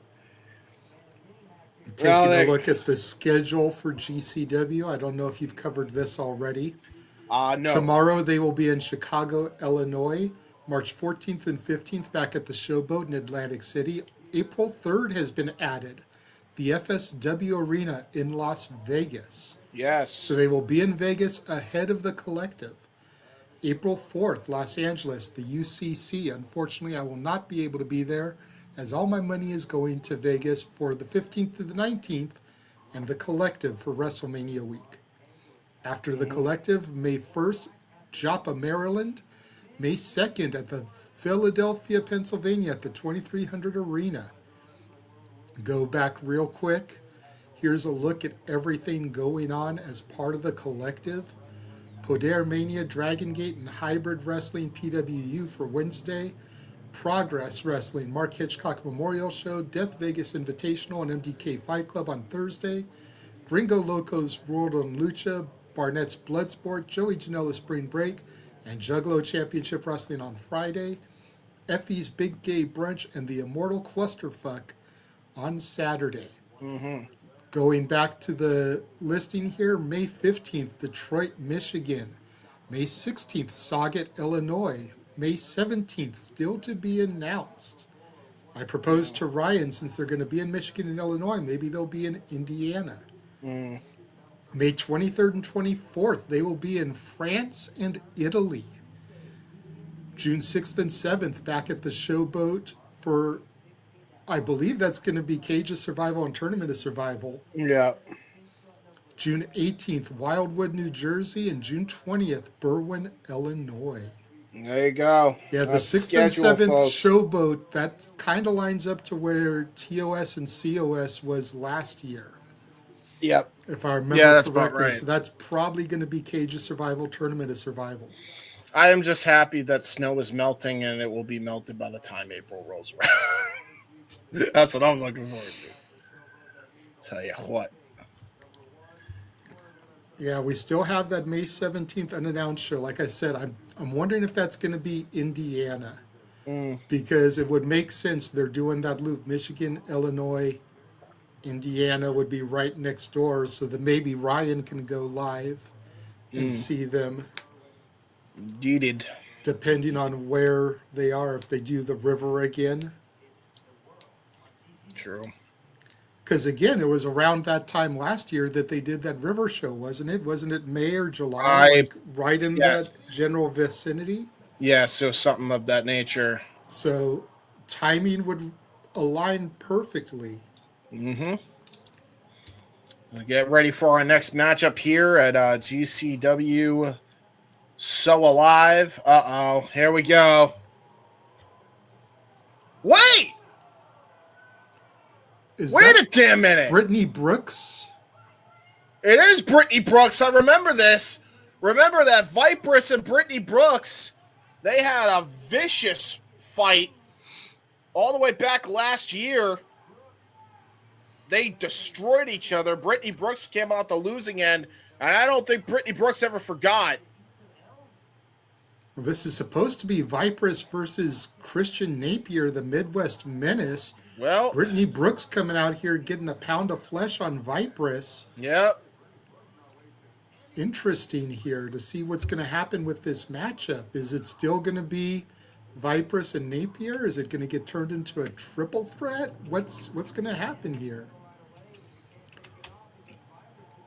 Is Napier out and it's just going to be Vipress and Brittany one-on-one? Yeah, that's La a fair Chola point. looks to charge in on Brittany Brooks, who slides to the outside here. Well, there you go. Oh, yeah. Vipress goes for the tope suicida, but meets the steel chair from Brittany Brooks. Yeah, Brittany's getting her get back after the last match. Face first into the ring apron goes Vipress now. Oh, we got a trios is the prediction from Reed. I could see that. Forgot there's a third member in SGC.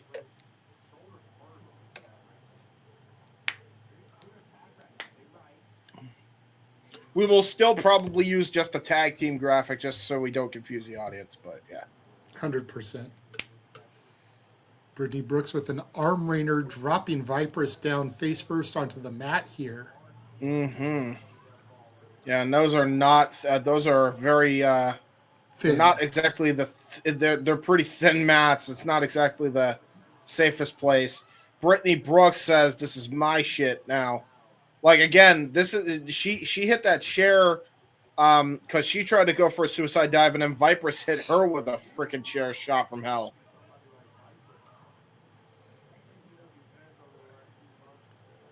Vipress now getting Brittany back, sending her face foot first into the ring apron, elbow to the midsection from Brooks to Vipress. Yeah. Vipress now face first in the apron. Yeah, Brittany Shoulder Brooks. thrust there from Brittany Brooks, the center of attention, trying to make herself just that here. Well, I'll tell you right now, I think she's definitely trying to get her get back after the last match because everything about this screams to what Vipress did to Brittany Brooks the last time. Shoulder first into the steel post. Brittany Brooks has no problem being disliked here by the audience. Vipress getting absolutely destroyed and dissected here by Brittany Brooks, which is not a position you see Vipress in all too often. But Vipress has been pretty dominant since coming to GCW. Yes.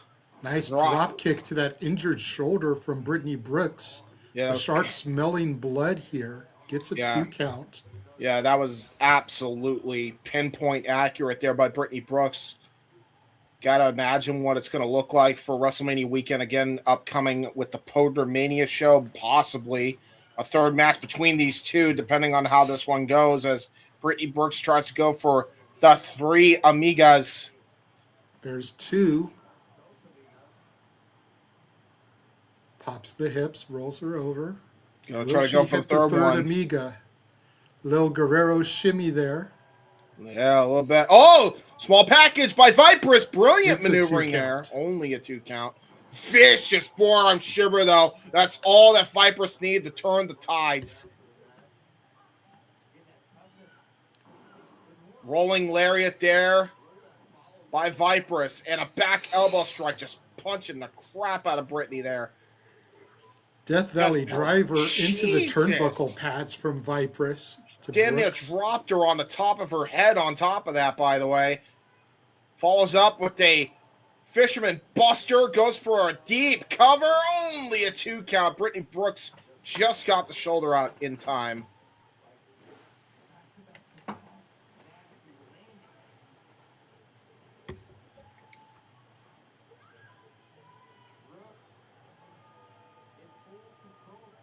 Now going to go for a straight jacket with a power bomb, but look at that. Again, the arm just gives way. Divorce court right to the arm. Backstabber style maneuver right to the shoulder. And now going to go for a Chaos Theory Olympic slam. Brilliantly done by Brittany Brooks again on that injured shoulder. Into a cover and a kick out with the good shoulder of Vipress.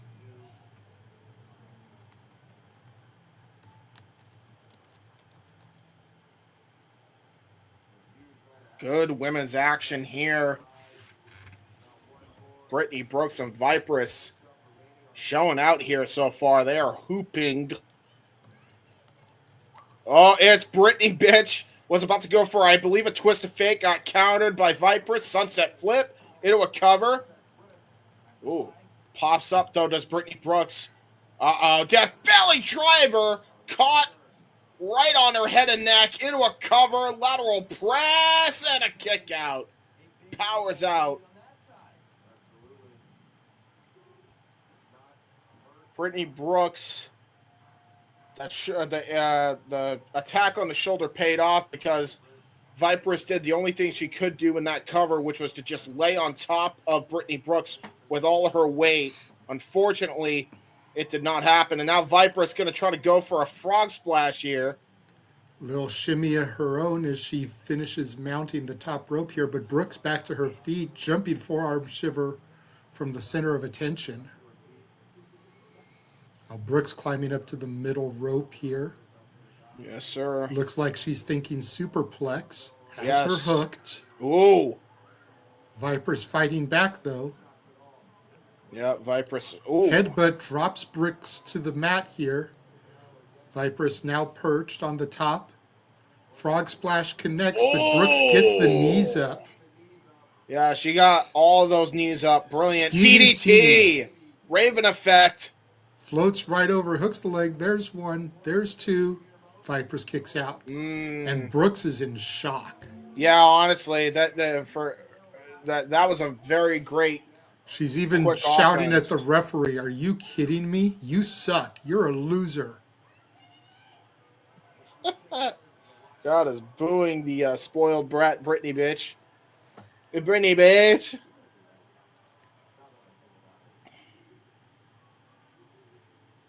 It's Brittany Brooks now.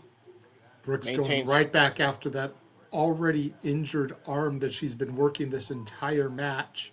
Yeah, that's not good for Vipress. I'll tell you that right now. Gonna try to go for trying to go for the Brittany bitch maneuver, whatever it is. I swear it's like a twist of fate. Got caught with a shining wizard by Vipress right into the face with the knee. Now gonna go for the straight jacket. Hands behind into the pile driver. That has got to be it. There's one. There is two. There is three. Yeah, count to 100. That's it. Shout out to the 150 of y'all watching us now. Yeah, really. Unbelievable. Thank you all. I know the other guys are done with NXT, so we probably got a huge bump once NXT ended. Ah, fair. And Reed points out there's 5 members officially of the SGC.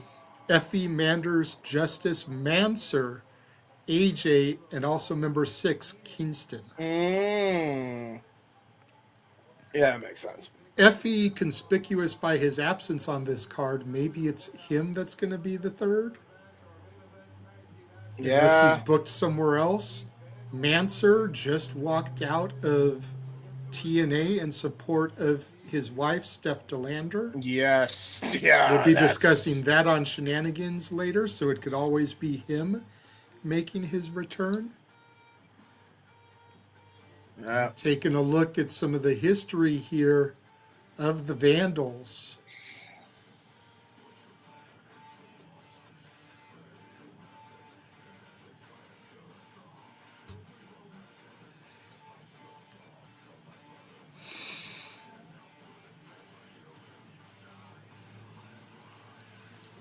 Yeah, we're seeing the violent history of the Vandals for sure.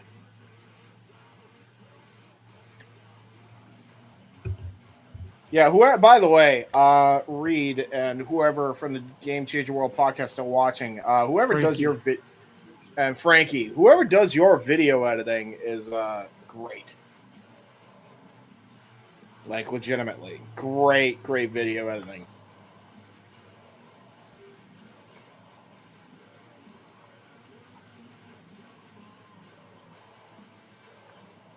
I still want them to add some of the East 1999 to the Vandal music. Yes. Shout out Ivan. Because that's the one at the end that has them doing Cleveland is the city where we come from, so run, run. Yeah. Okay, Well, Reed saying Ivan and Frankie saying that he believes Ivan does the podcast vids now, but don't fair. quote him. But yeah, whoever does it does some sick video packages. Yeah.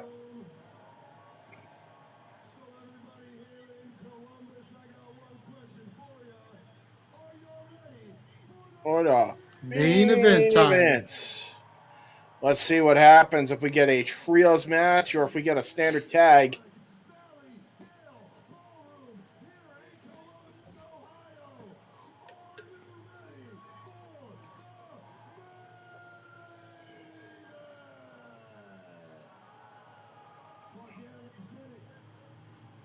All right, here we go. Second gear crew.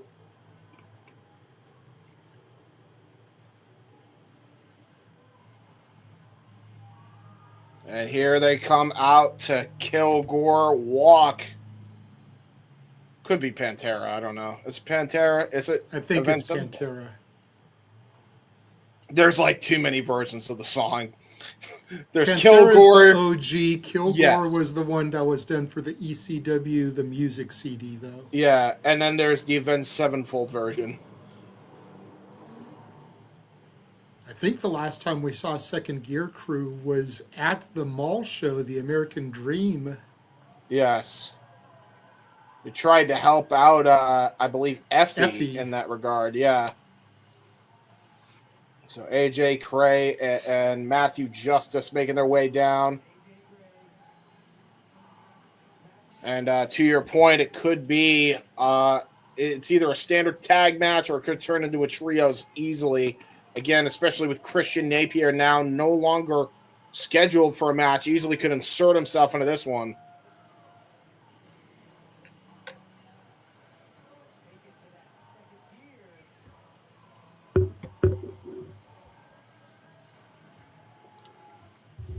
Crowd is going nuts for them. I love the camera cuts for respect.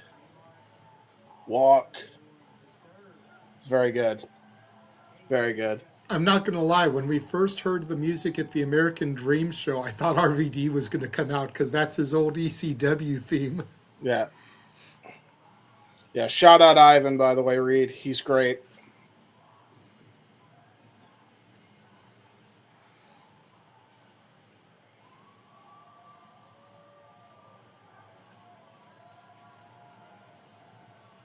It's going to be a hell of a hard... I feel like it's going to be a hardcore war for damn sure.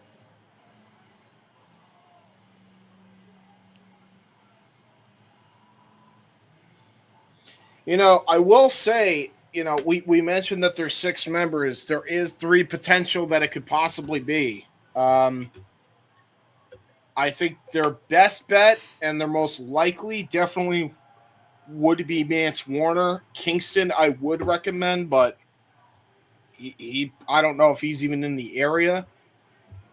And then Effie, well, Effie's going through a bit of an existential crisis right now, so I don't know if you can even rely on him.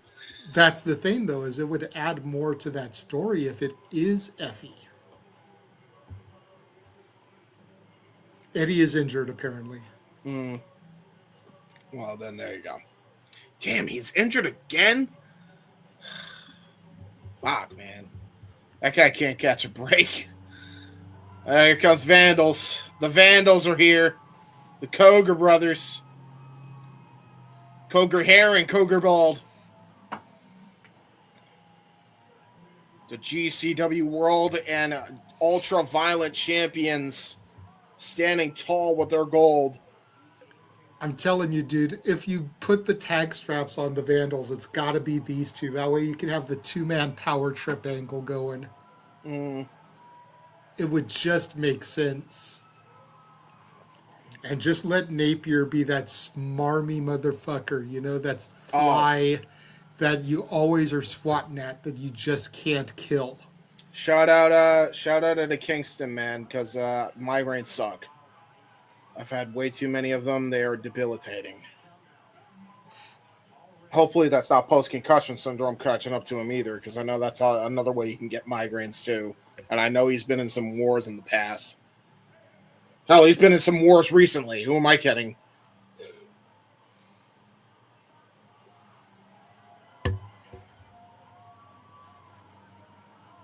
I feel like every day Eddie Kingston's fighting. And Ohio is going nuts for the Cougars. So they're in home country here. Columbus going nuts here for Vandal 48.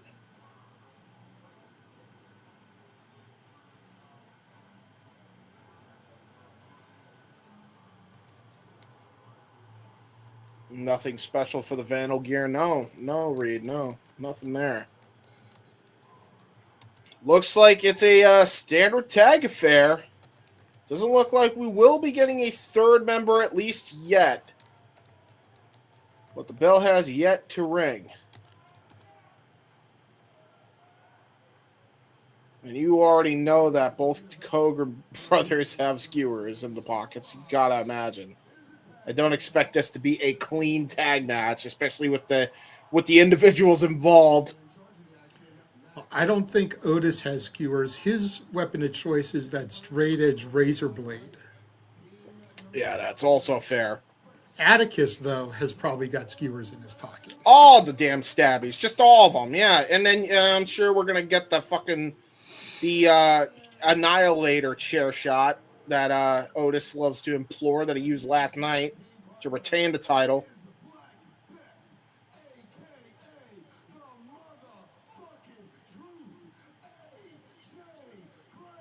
AJ Gray and Matthew Justice. That is Matthew Justice, right? I believe that is. Yes. Yeah. Second gear crew ready to go here.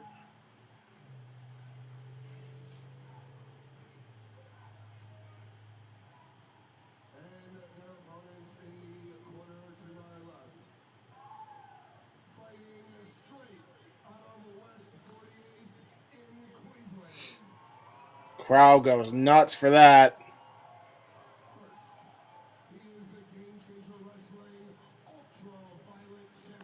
And even though they're the heels, they're the state favorites there. Mm-hmm. Don't want to say hometown because we're in Columbus, not Cleveland, but what a beautiful sight that is.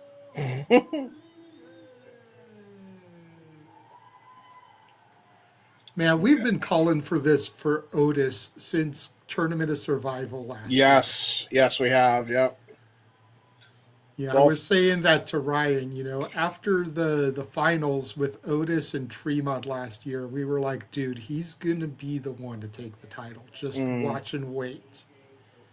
Little did we know how everything was going to transpire, but still, we've been calling for this since TOS last year.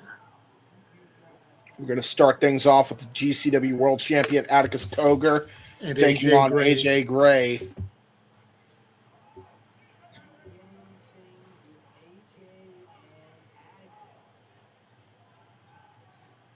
This is going to be a smash mouth contest here. Collar elbow tie up, starting things up. Nice waist lock from Gray. Ooh, wrestling takedown. And that's another thing is AJ Gray, he can hoop, man. We've seen him hoop with some of the best. Well, we saw Atticus hoop last week, too. Don't forget. Yep. We made sure to comment about how Atticus was showing his technical and high-flying proficiency. Yep. Not just a bag of tricks. A bag of violent tricks, we should say.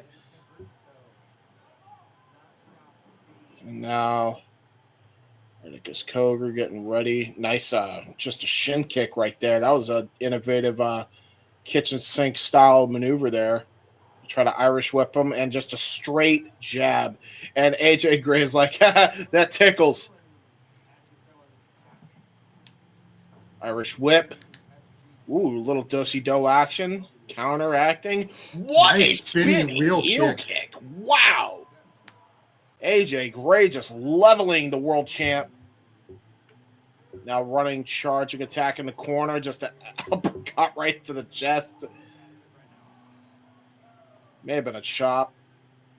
and goes for another one. Oh, and just slaps the taste out of Coger's mouth. And Coger's not even phased. Atticus Coger not even phased by it. Irish whip there into a spine on the pine. Spine buster by AJ. Ooh. Goes immediately for a headlock into almost like a gator roll of sorts. Tag into Matthew Justice. Now Justice from the middle rope here. Double axe handle right to the ribs. Textbook offense there. Knife edge chop there at time by Matthew Justice. The last time we saw Matthew Justice in a wrestling capacity, I believe, may have been against Hammerstone on the MLW show. Maybe before that. Actually, technically, he might have been in Battle Riot. I don't remember.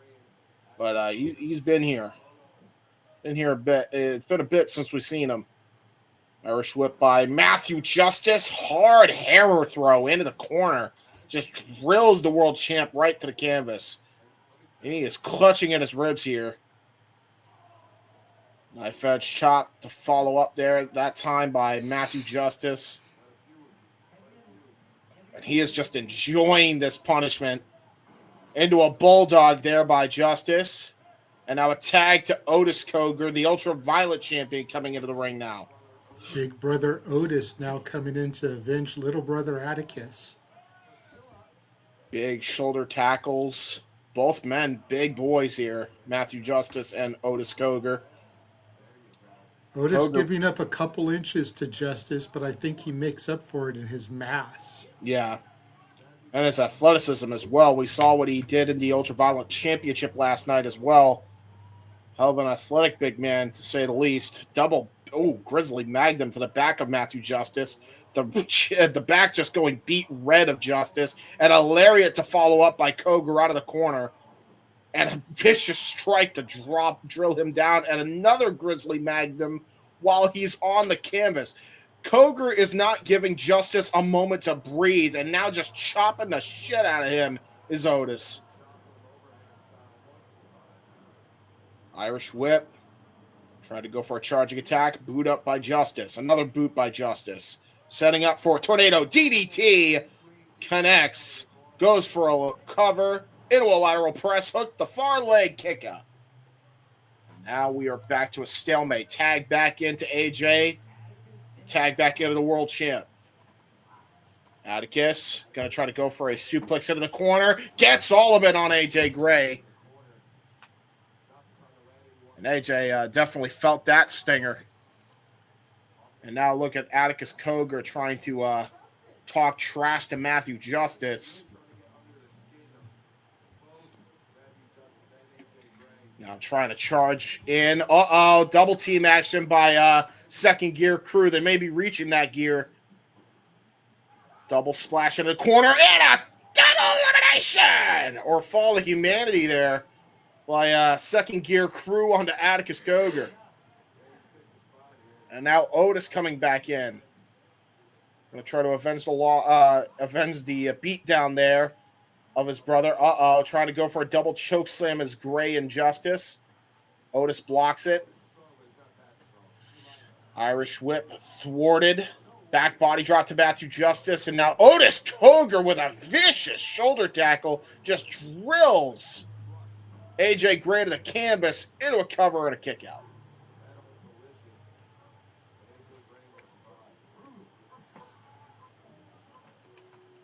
Ooh. Just fish hook in the nose there. Heelish thing to do. Trying to pull there, and as the referee is trying to call for, I don't know why you're counting in a GCW match, but, fair enough. Chop to the back again, this time to AJ Gray by Otis.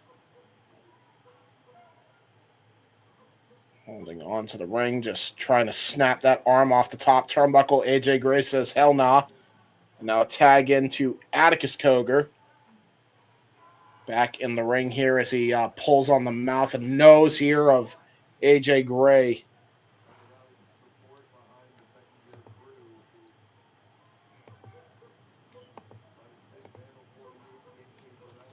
And now just Hitting some strikes right to the gut there, and a suplex that time. Nice, brilliant float over there by Atticus Cogar. Only gets a 1 count, though.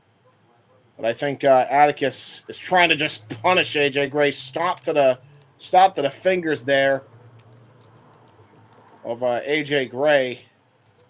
And again, just that vicious onslaught attack by Vandal 48. They have been all over Second Gear Crew since the moment the match began. Tag in back to Cogar Bald.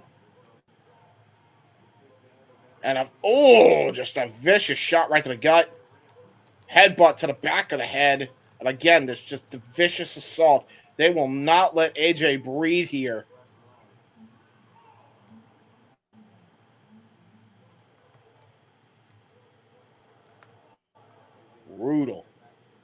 Brutal assault here.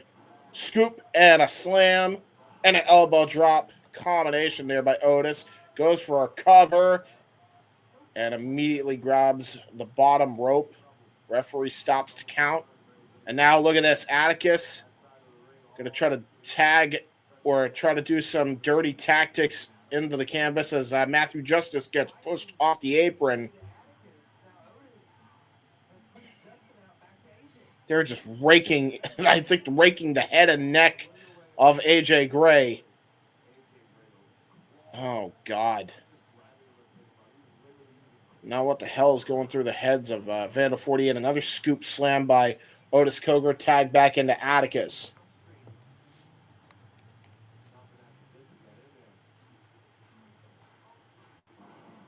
Nice jawbreaker, though, by AJ Gray. Finally getting a bit of moment to breathe here. Trying to tag in AJ Justice desperately. Up kick to Atticus Cogar. And again, Insagiri. Oh, there's Christian Napier, the little snake. There he is. There's the bitch. Immediately with a nightstick, just immediately takes Matthew Justice out of the equation. Vandal 48 are here in full force. Now going straight to AJ Gray here. Triple team offense. Christian Napier, who was originally scheduled to be here tonight, apparently no-showed, but was able to be fine to be here. And now Matthew Justice getting assaulted here by Vandal 48.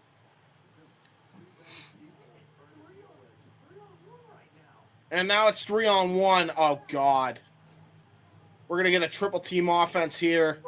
Possibly looking for the Lion Salt and a trio. Whoa, there's Atticus Cogar on the Matthew Justice. Falling elbow drop by Otis Cogar. Hilo over the top rope by Napier. And I don't even know what we do in a situation like this. They haven't thrown the match out yet. No, the bell has not gone yet. Triple team offense, crossbody, air Napier into the, oh my God, just kicked him right in the balls, I think.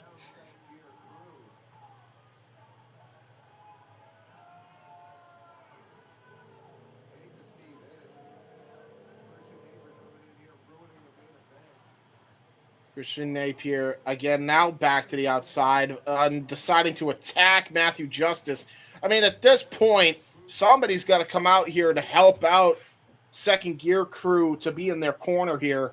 You would think that, but who? Yeah, true. They've been attacking everybody at this point. I think people are just afraid to be the next victims here after what happened last week. Oh, God, another chair. Oh, Jesus! Into the leg, just smashed into the ribs of Matthew Justice. And that wasn't a steel folding chair. That was like a kitchen table dinner chair. Yeah, and now Otis Cogar bringing in a door to the equation. Christian Napier and Atticus Cogar also getting weapons. I believe those are steel chairs, possibly another door bridge being set up here. Chair right to the back of AJ Gray as he's still trying to recover on the outside. This is just a dissection here. Another door getting brought into the fray. Shot right to the liver there by Atticus Cogar. That was just a haymaker right to the breadbasket. I have no idea who can help the second gear crew at this stage, at this point, especially when you consider Effie is not exactly fine. We have no idea where anybody is right now that's also in the second gear crew.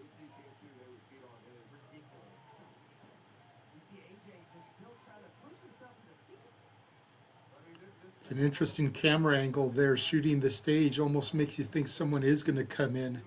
Atticus has AJ Gray set up. Air Raid crashed through the door. Jesus Christ, dude. This has just turned into a dissection. And now into a Spear. spine buster. Into the door.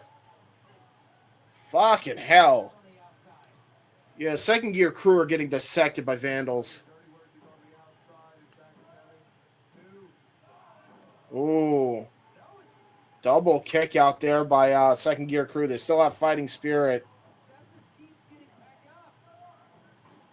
And Christian Napier decides to just get himself back into the fray here. Chair shot right to the upper back and the neck of Matthew Justice. Where is Mance Warner? Where is Eddie Kingston? Where the hell's Effie? Somebody get out here. Oh my God. Dora's now just getting smashed into the back of Matthew Justice. And again, no disqualification, so this is all legal. Oh! Ooh! Those are long-ass skewers! Oh, and they just got stabbed right in the gut. Oh my God. I think those were shards from the door. I don't think that was a skewer, James. Dude, it looked like it. Holy. He's stabbing it with him anyway, and I didn't like it. Because you see there's little pieces from the door scattered around the ring there. This is vicious, dude. Where is anybody here?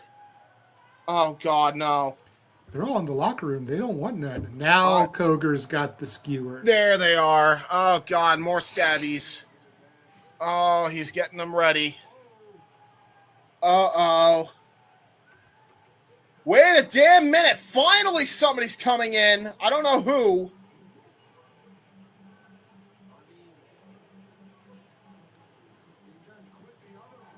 There he is. Manser and SDL. Returning home to GCW after walking out of TNA. Yeah, they came back in the nick of time, man. Not a moment too soon. They need to get in this. Steph DeLander, if I were you, get the hell away from Vandals. Oh, Larry Napier on the eats Napier. a big-ass clothesline from the Manser. Yeah, he did. Second gear crew finally whole as Mance Warner comes back. Well, not entirely whole. As Reed pointed out, there's 6 members. Only 3 are here. Well, they're whole for the moment. They only need 3. The odds are even. Let's go with that. Sure. Frankie's popping. Hell yeah, Mance. Mance is back. Looks like this is official because referee, again, not calling for the bell. Big boot by the Manser. Koger with the skewers. Manser loves the violence, though. Nice throat thrust. Now some right hands from Manser. Going for the roaring elbow. Yeah. He's about to go for it. Nope. God. Oh, poke Eye the poke. eyes. Yeah, that makes sense. Forgot he does But that. you notice though, Koger dropped the skewers. They're all scattered on the mat now. You got to imagine Mance is definitely thinking of helping out second gear crew, but you got to imagine if he's able to pin Atticus, he get a shot here at the GCW World Championship, the title he lost to Effie all that time ago. Just a little over a year ago. Atticus. Yeah.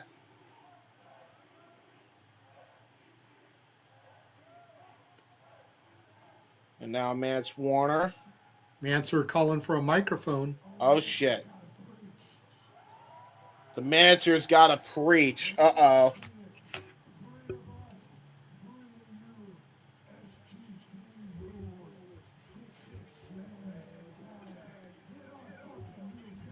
Oh, shit. SGC rules. And now Walk is back playing in the arena. Oh, shit. Oh, it's a mayhem. It's now mayhem. it's anarchy in the arena. Oh, no. The music's gonna play the whole time. This camera angle, sponsored by SGC. Well, sure. It's usually sponsored by Game Changer World, but Well, honestly, look, the little Yeah. logo's at the bottom of the screen there. that's his second gear crew. He said this is SGC rules, so Well, there you go. It's violence. It's chaotic. It's GC effing W. What the hell? There's a person's hat. Why is there a hat? it's a purse. It's a purse. Purse used as a weapon. Probably It's a a candy bunch of. purse. There's probably a bunch of expensive ass makeup in that purse.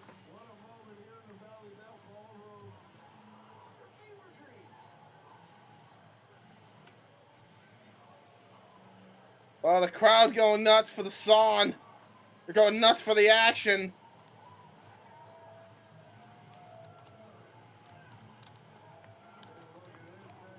It's just an absolute Donnybrook all over ringside. Pier 6 brawl. You got Flying Ryan O'Neill's just watching the carnage, by the way. Like in the corner somewhere. It's like, ooh, fun. Let me watch. Crowd, there's Mance just holding the hand of a fan. Oh!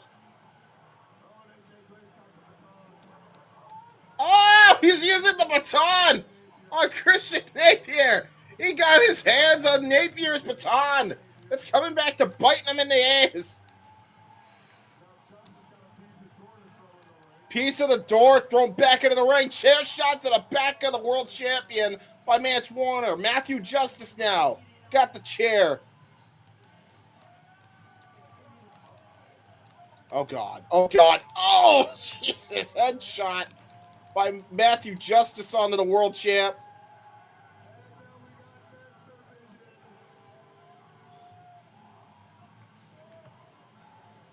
Otis Koger is getting assaulted by Mance Warner thanks to the camera and Mance Warner, I assume, being the operator. Don't forget, James, we're going to be at the GCW home base, the Showboat in Atlantic City next weekend. Oh, yeah, fair. This is all steam heading right into the Showboat. Wait, so... By the way, shout out to the over 200 of y'all watching as chaos ensues Yeah, really. here on GCW. I mean, what do we do at this point? How do you declare a winner in SGC rules? It's a 6-man tag match. It's hardcore rules. It's GCW. Where's the ref? Oh, Napier coming back. Napier trying to get him some of Manser, but I don't know how smart that is. Well, he's got the door right to the back of Manser. Oh, chair shot right to the head. Justice with a chair throw, Sabu style, to Napier. Manser taking a seat here now. Well, I mean, he's trying to get some feeling back. You got Otis Koger sitting in the other seat. It's just a complete, utter bedlam here. Frankie says it's 6-man tornado, no DQ. That's what SGC rules are. Okay, got it. And I assume the pinfall has to take place in the ring, so...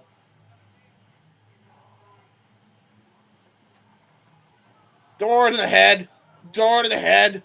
You get a door to the head. And you get a door to the head. What is this, an episode of Oprah? It's a one fucking violent episode. It feels like the Jerry Springer show right now.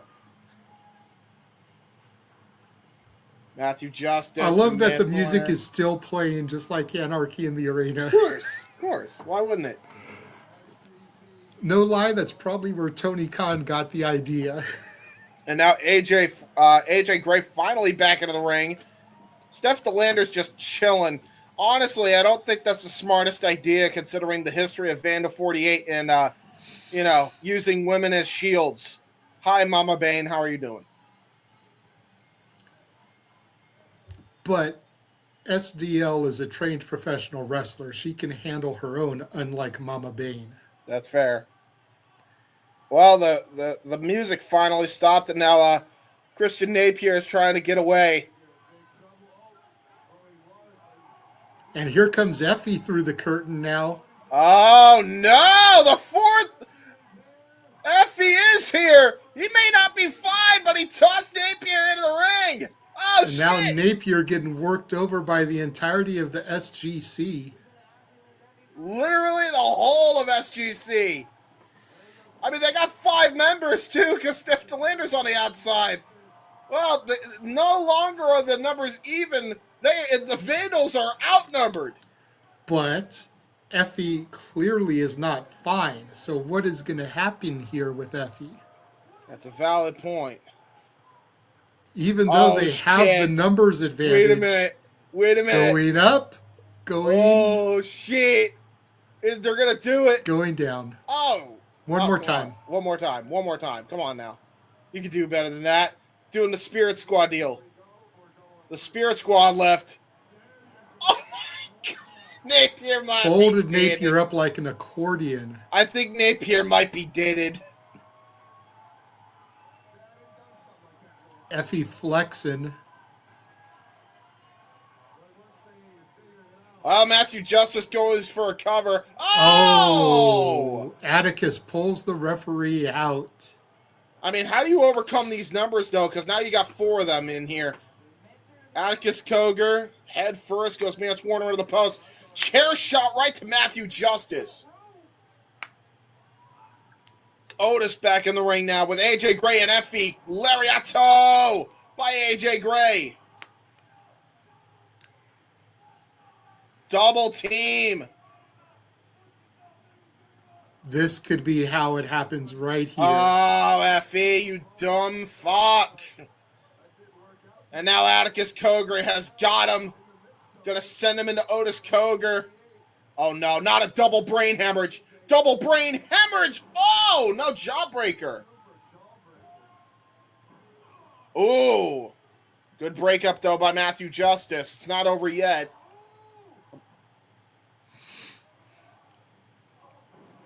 Lariato and spear combination. Textbook combination from Justice and Manser. Super kick by Atticus. Oh, God. That's true, Frankie. I didn't even think about that. Yeah, that's true. Skewers. But a low blow from Manser. And now he's got the skewers. Oh, no, Atticus, you get what you sow. Oh, good. Oh, no. Oh, Atticus becoming a hedgehog. Oh, shit. Uh-oh, and SDL is in here now, going to get her some. Oh, my God. Spear to Atticus. Well, I think they got it. I think they may have the win here. Not yet. That's a fair point. Effie is still there, and Effie is not fine. Oh, God. Oh, they're going to go for coast to coast with the door in between, and the skewer still in the head of Atticus! Coast to coast for Matthew Justice. I believe Koger got knocked the fuck out. Lateral press. Wait a minute. Effie saved Atticus. What they the had hell is going on here? Effie, you idiot. Effie, you idiot. Effie wants to pin Atticus because Atticus took his title. And by pinning Atticus, you would be the number one contender to the championship. He is, though. This is SGC rules. And, yep, there it goes. Yeah, it's over. 1, 2, it's 3. over. Napier God just stole it damn because of Effie. Fucking Effie, man. Literally survived against the second gear crew. Oh, my God, Effie.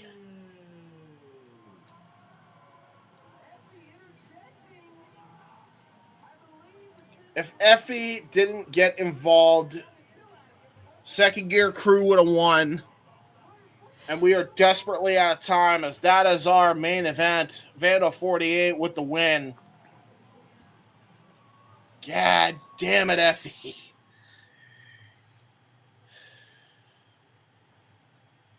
Well, There you have it.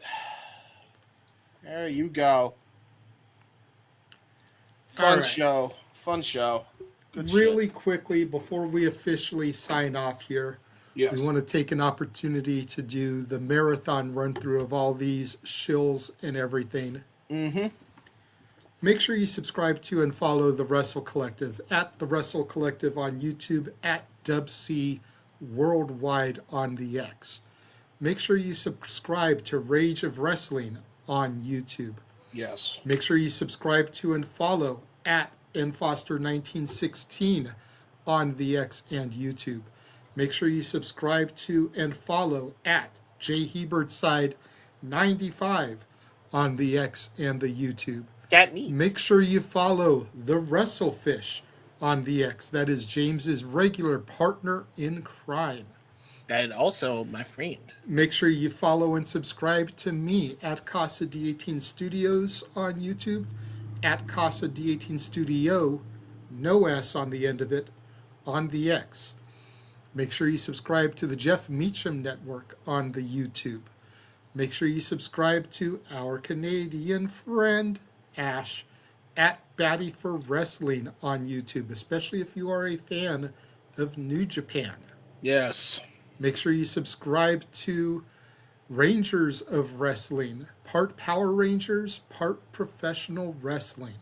Yes. And make sure that you're following the Simply Reliable Studios at SRS 2024 on the X. Yes. Go back in the archives. Check out the interview we did with the Princess of Perfection, Rachel Lay. Check out the interview we did with the Poder Mania champion, Brittany Blake. Check out the interview we did with Heather Lynn, the Poder Mania ring announcer. And in 30 minutes, tune in for our interview with the conduit of karma, the good witch herself, Kaya McKenna. Yes. That is going to wrap things up for us here from the Simply Reliable Studios for the Watch Along. Yes, James. I forgot. There's 3 more things, and this is all collective plugs. Just want to run through those real quick. Wrestling with Tism this week on Monday. Check that out in the archives on the Wrestle Collective on YouTube. Also, check out Draft Tape Part 2. Also, in the collective archives on the YouTube and Twitter archives as well, if you fancy that. And also, check out Queens Road tomorrow, 7 o'clock p.m. EST, the all-women's showcase where they highlight women's professional wrestling. Check that out, 7 o'clock p.m. EST at the Wrestle Collective at YouTube. Bang! Right here. Go subscribe. Do the thing. That is it. That is it for us. So we will see you guys at the top of the hour, 11 Eastern, 8 Pacific, for Yes, sir. our interview with Kaya McKenna, for the Heb Man, James Hebert, for Nick, for myself. I am the Renegade of Wrestling, JJ Williams. Thank you for having joined us for our GCW Watch Along of So Alive. We will be back here tomorrow for GCW Ransom. Have yourself a good evening. Good night, everybody.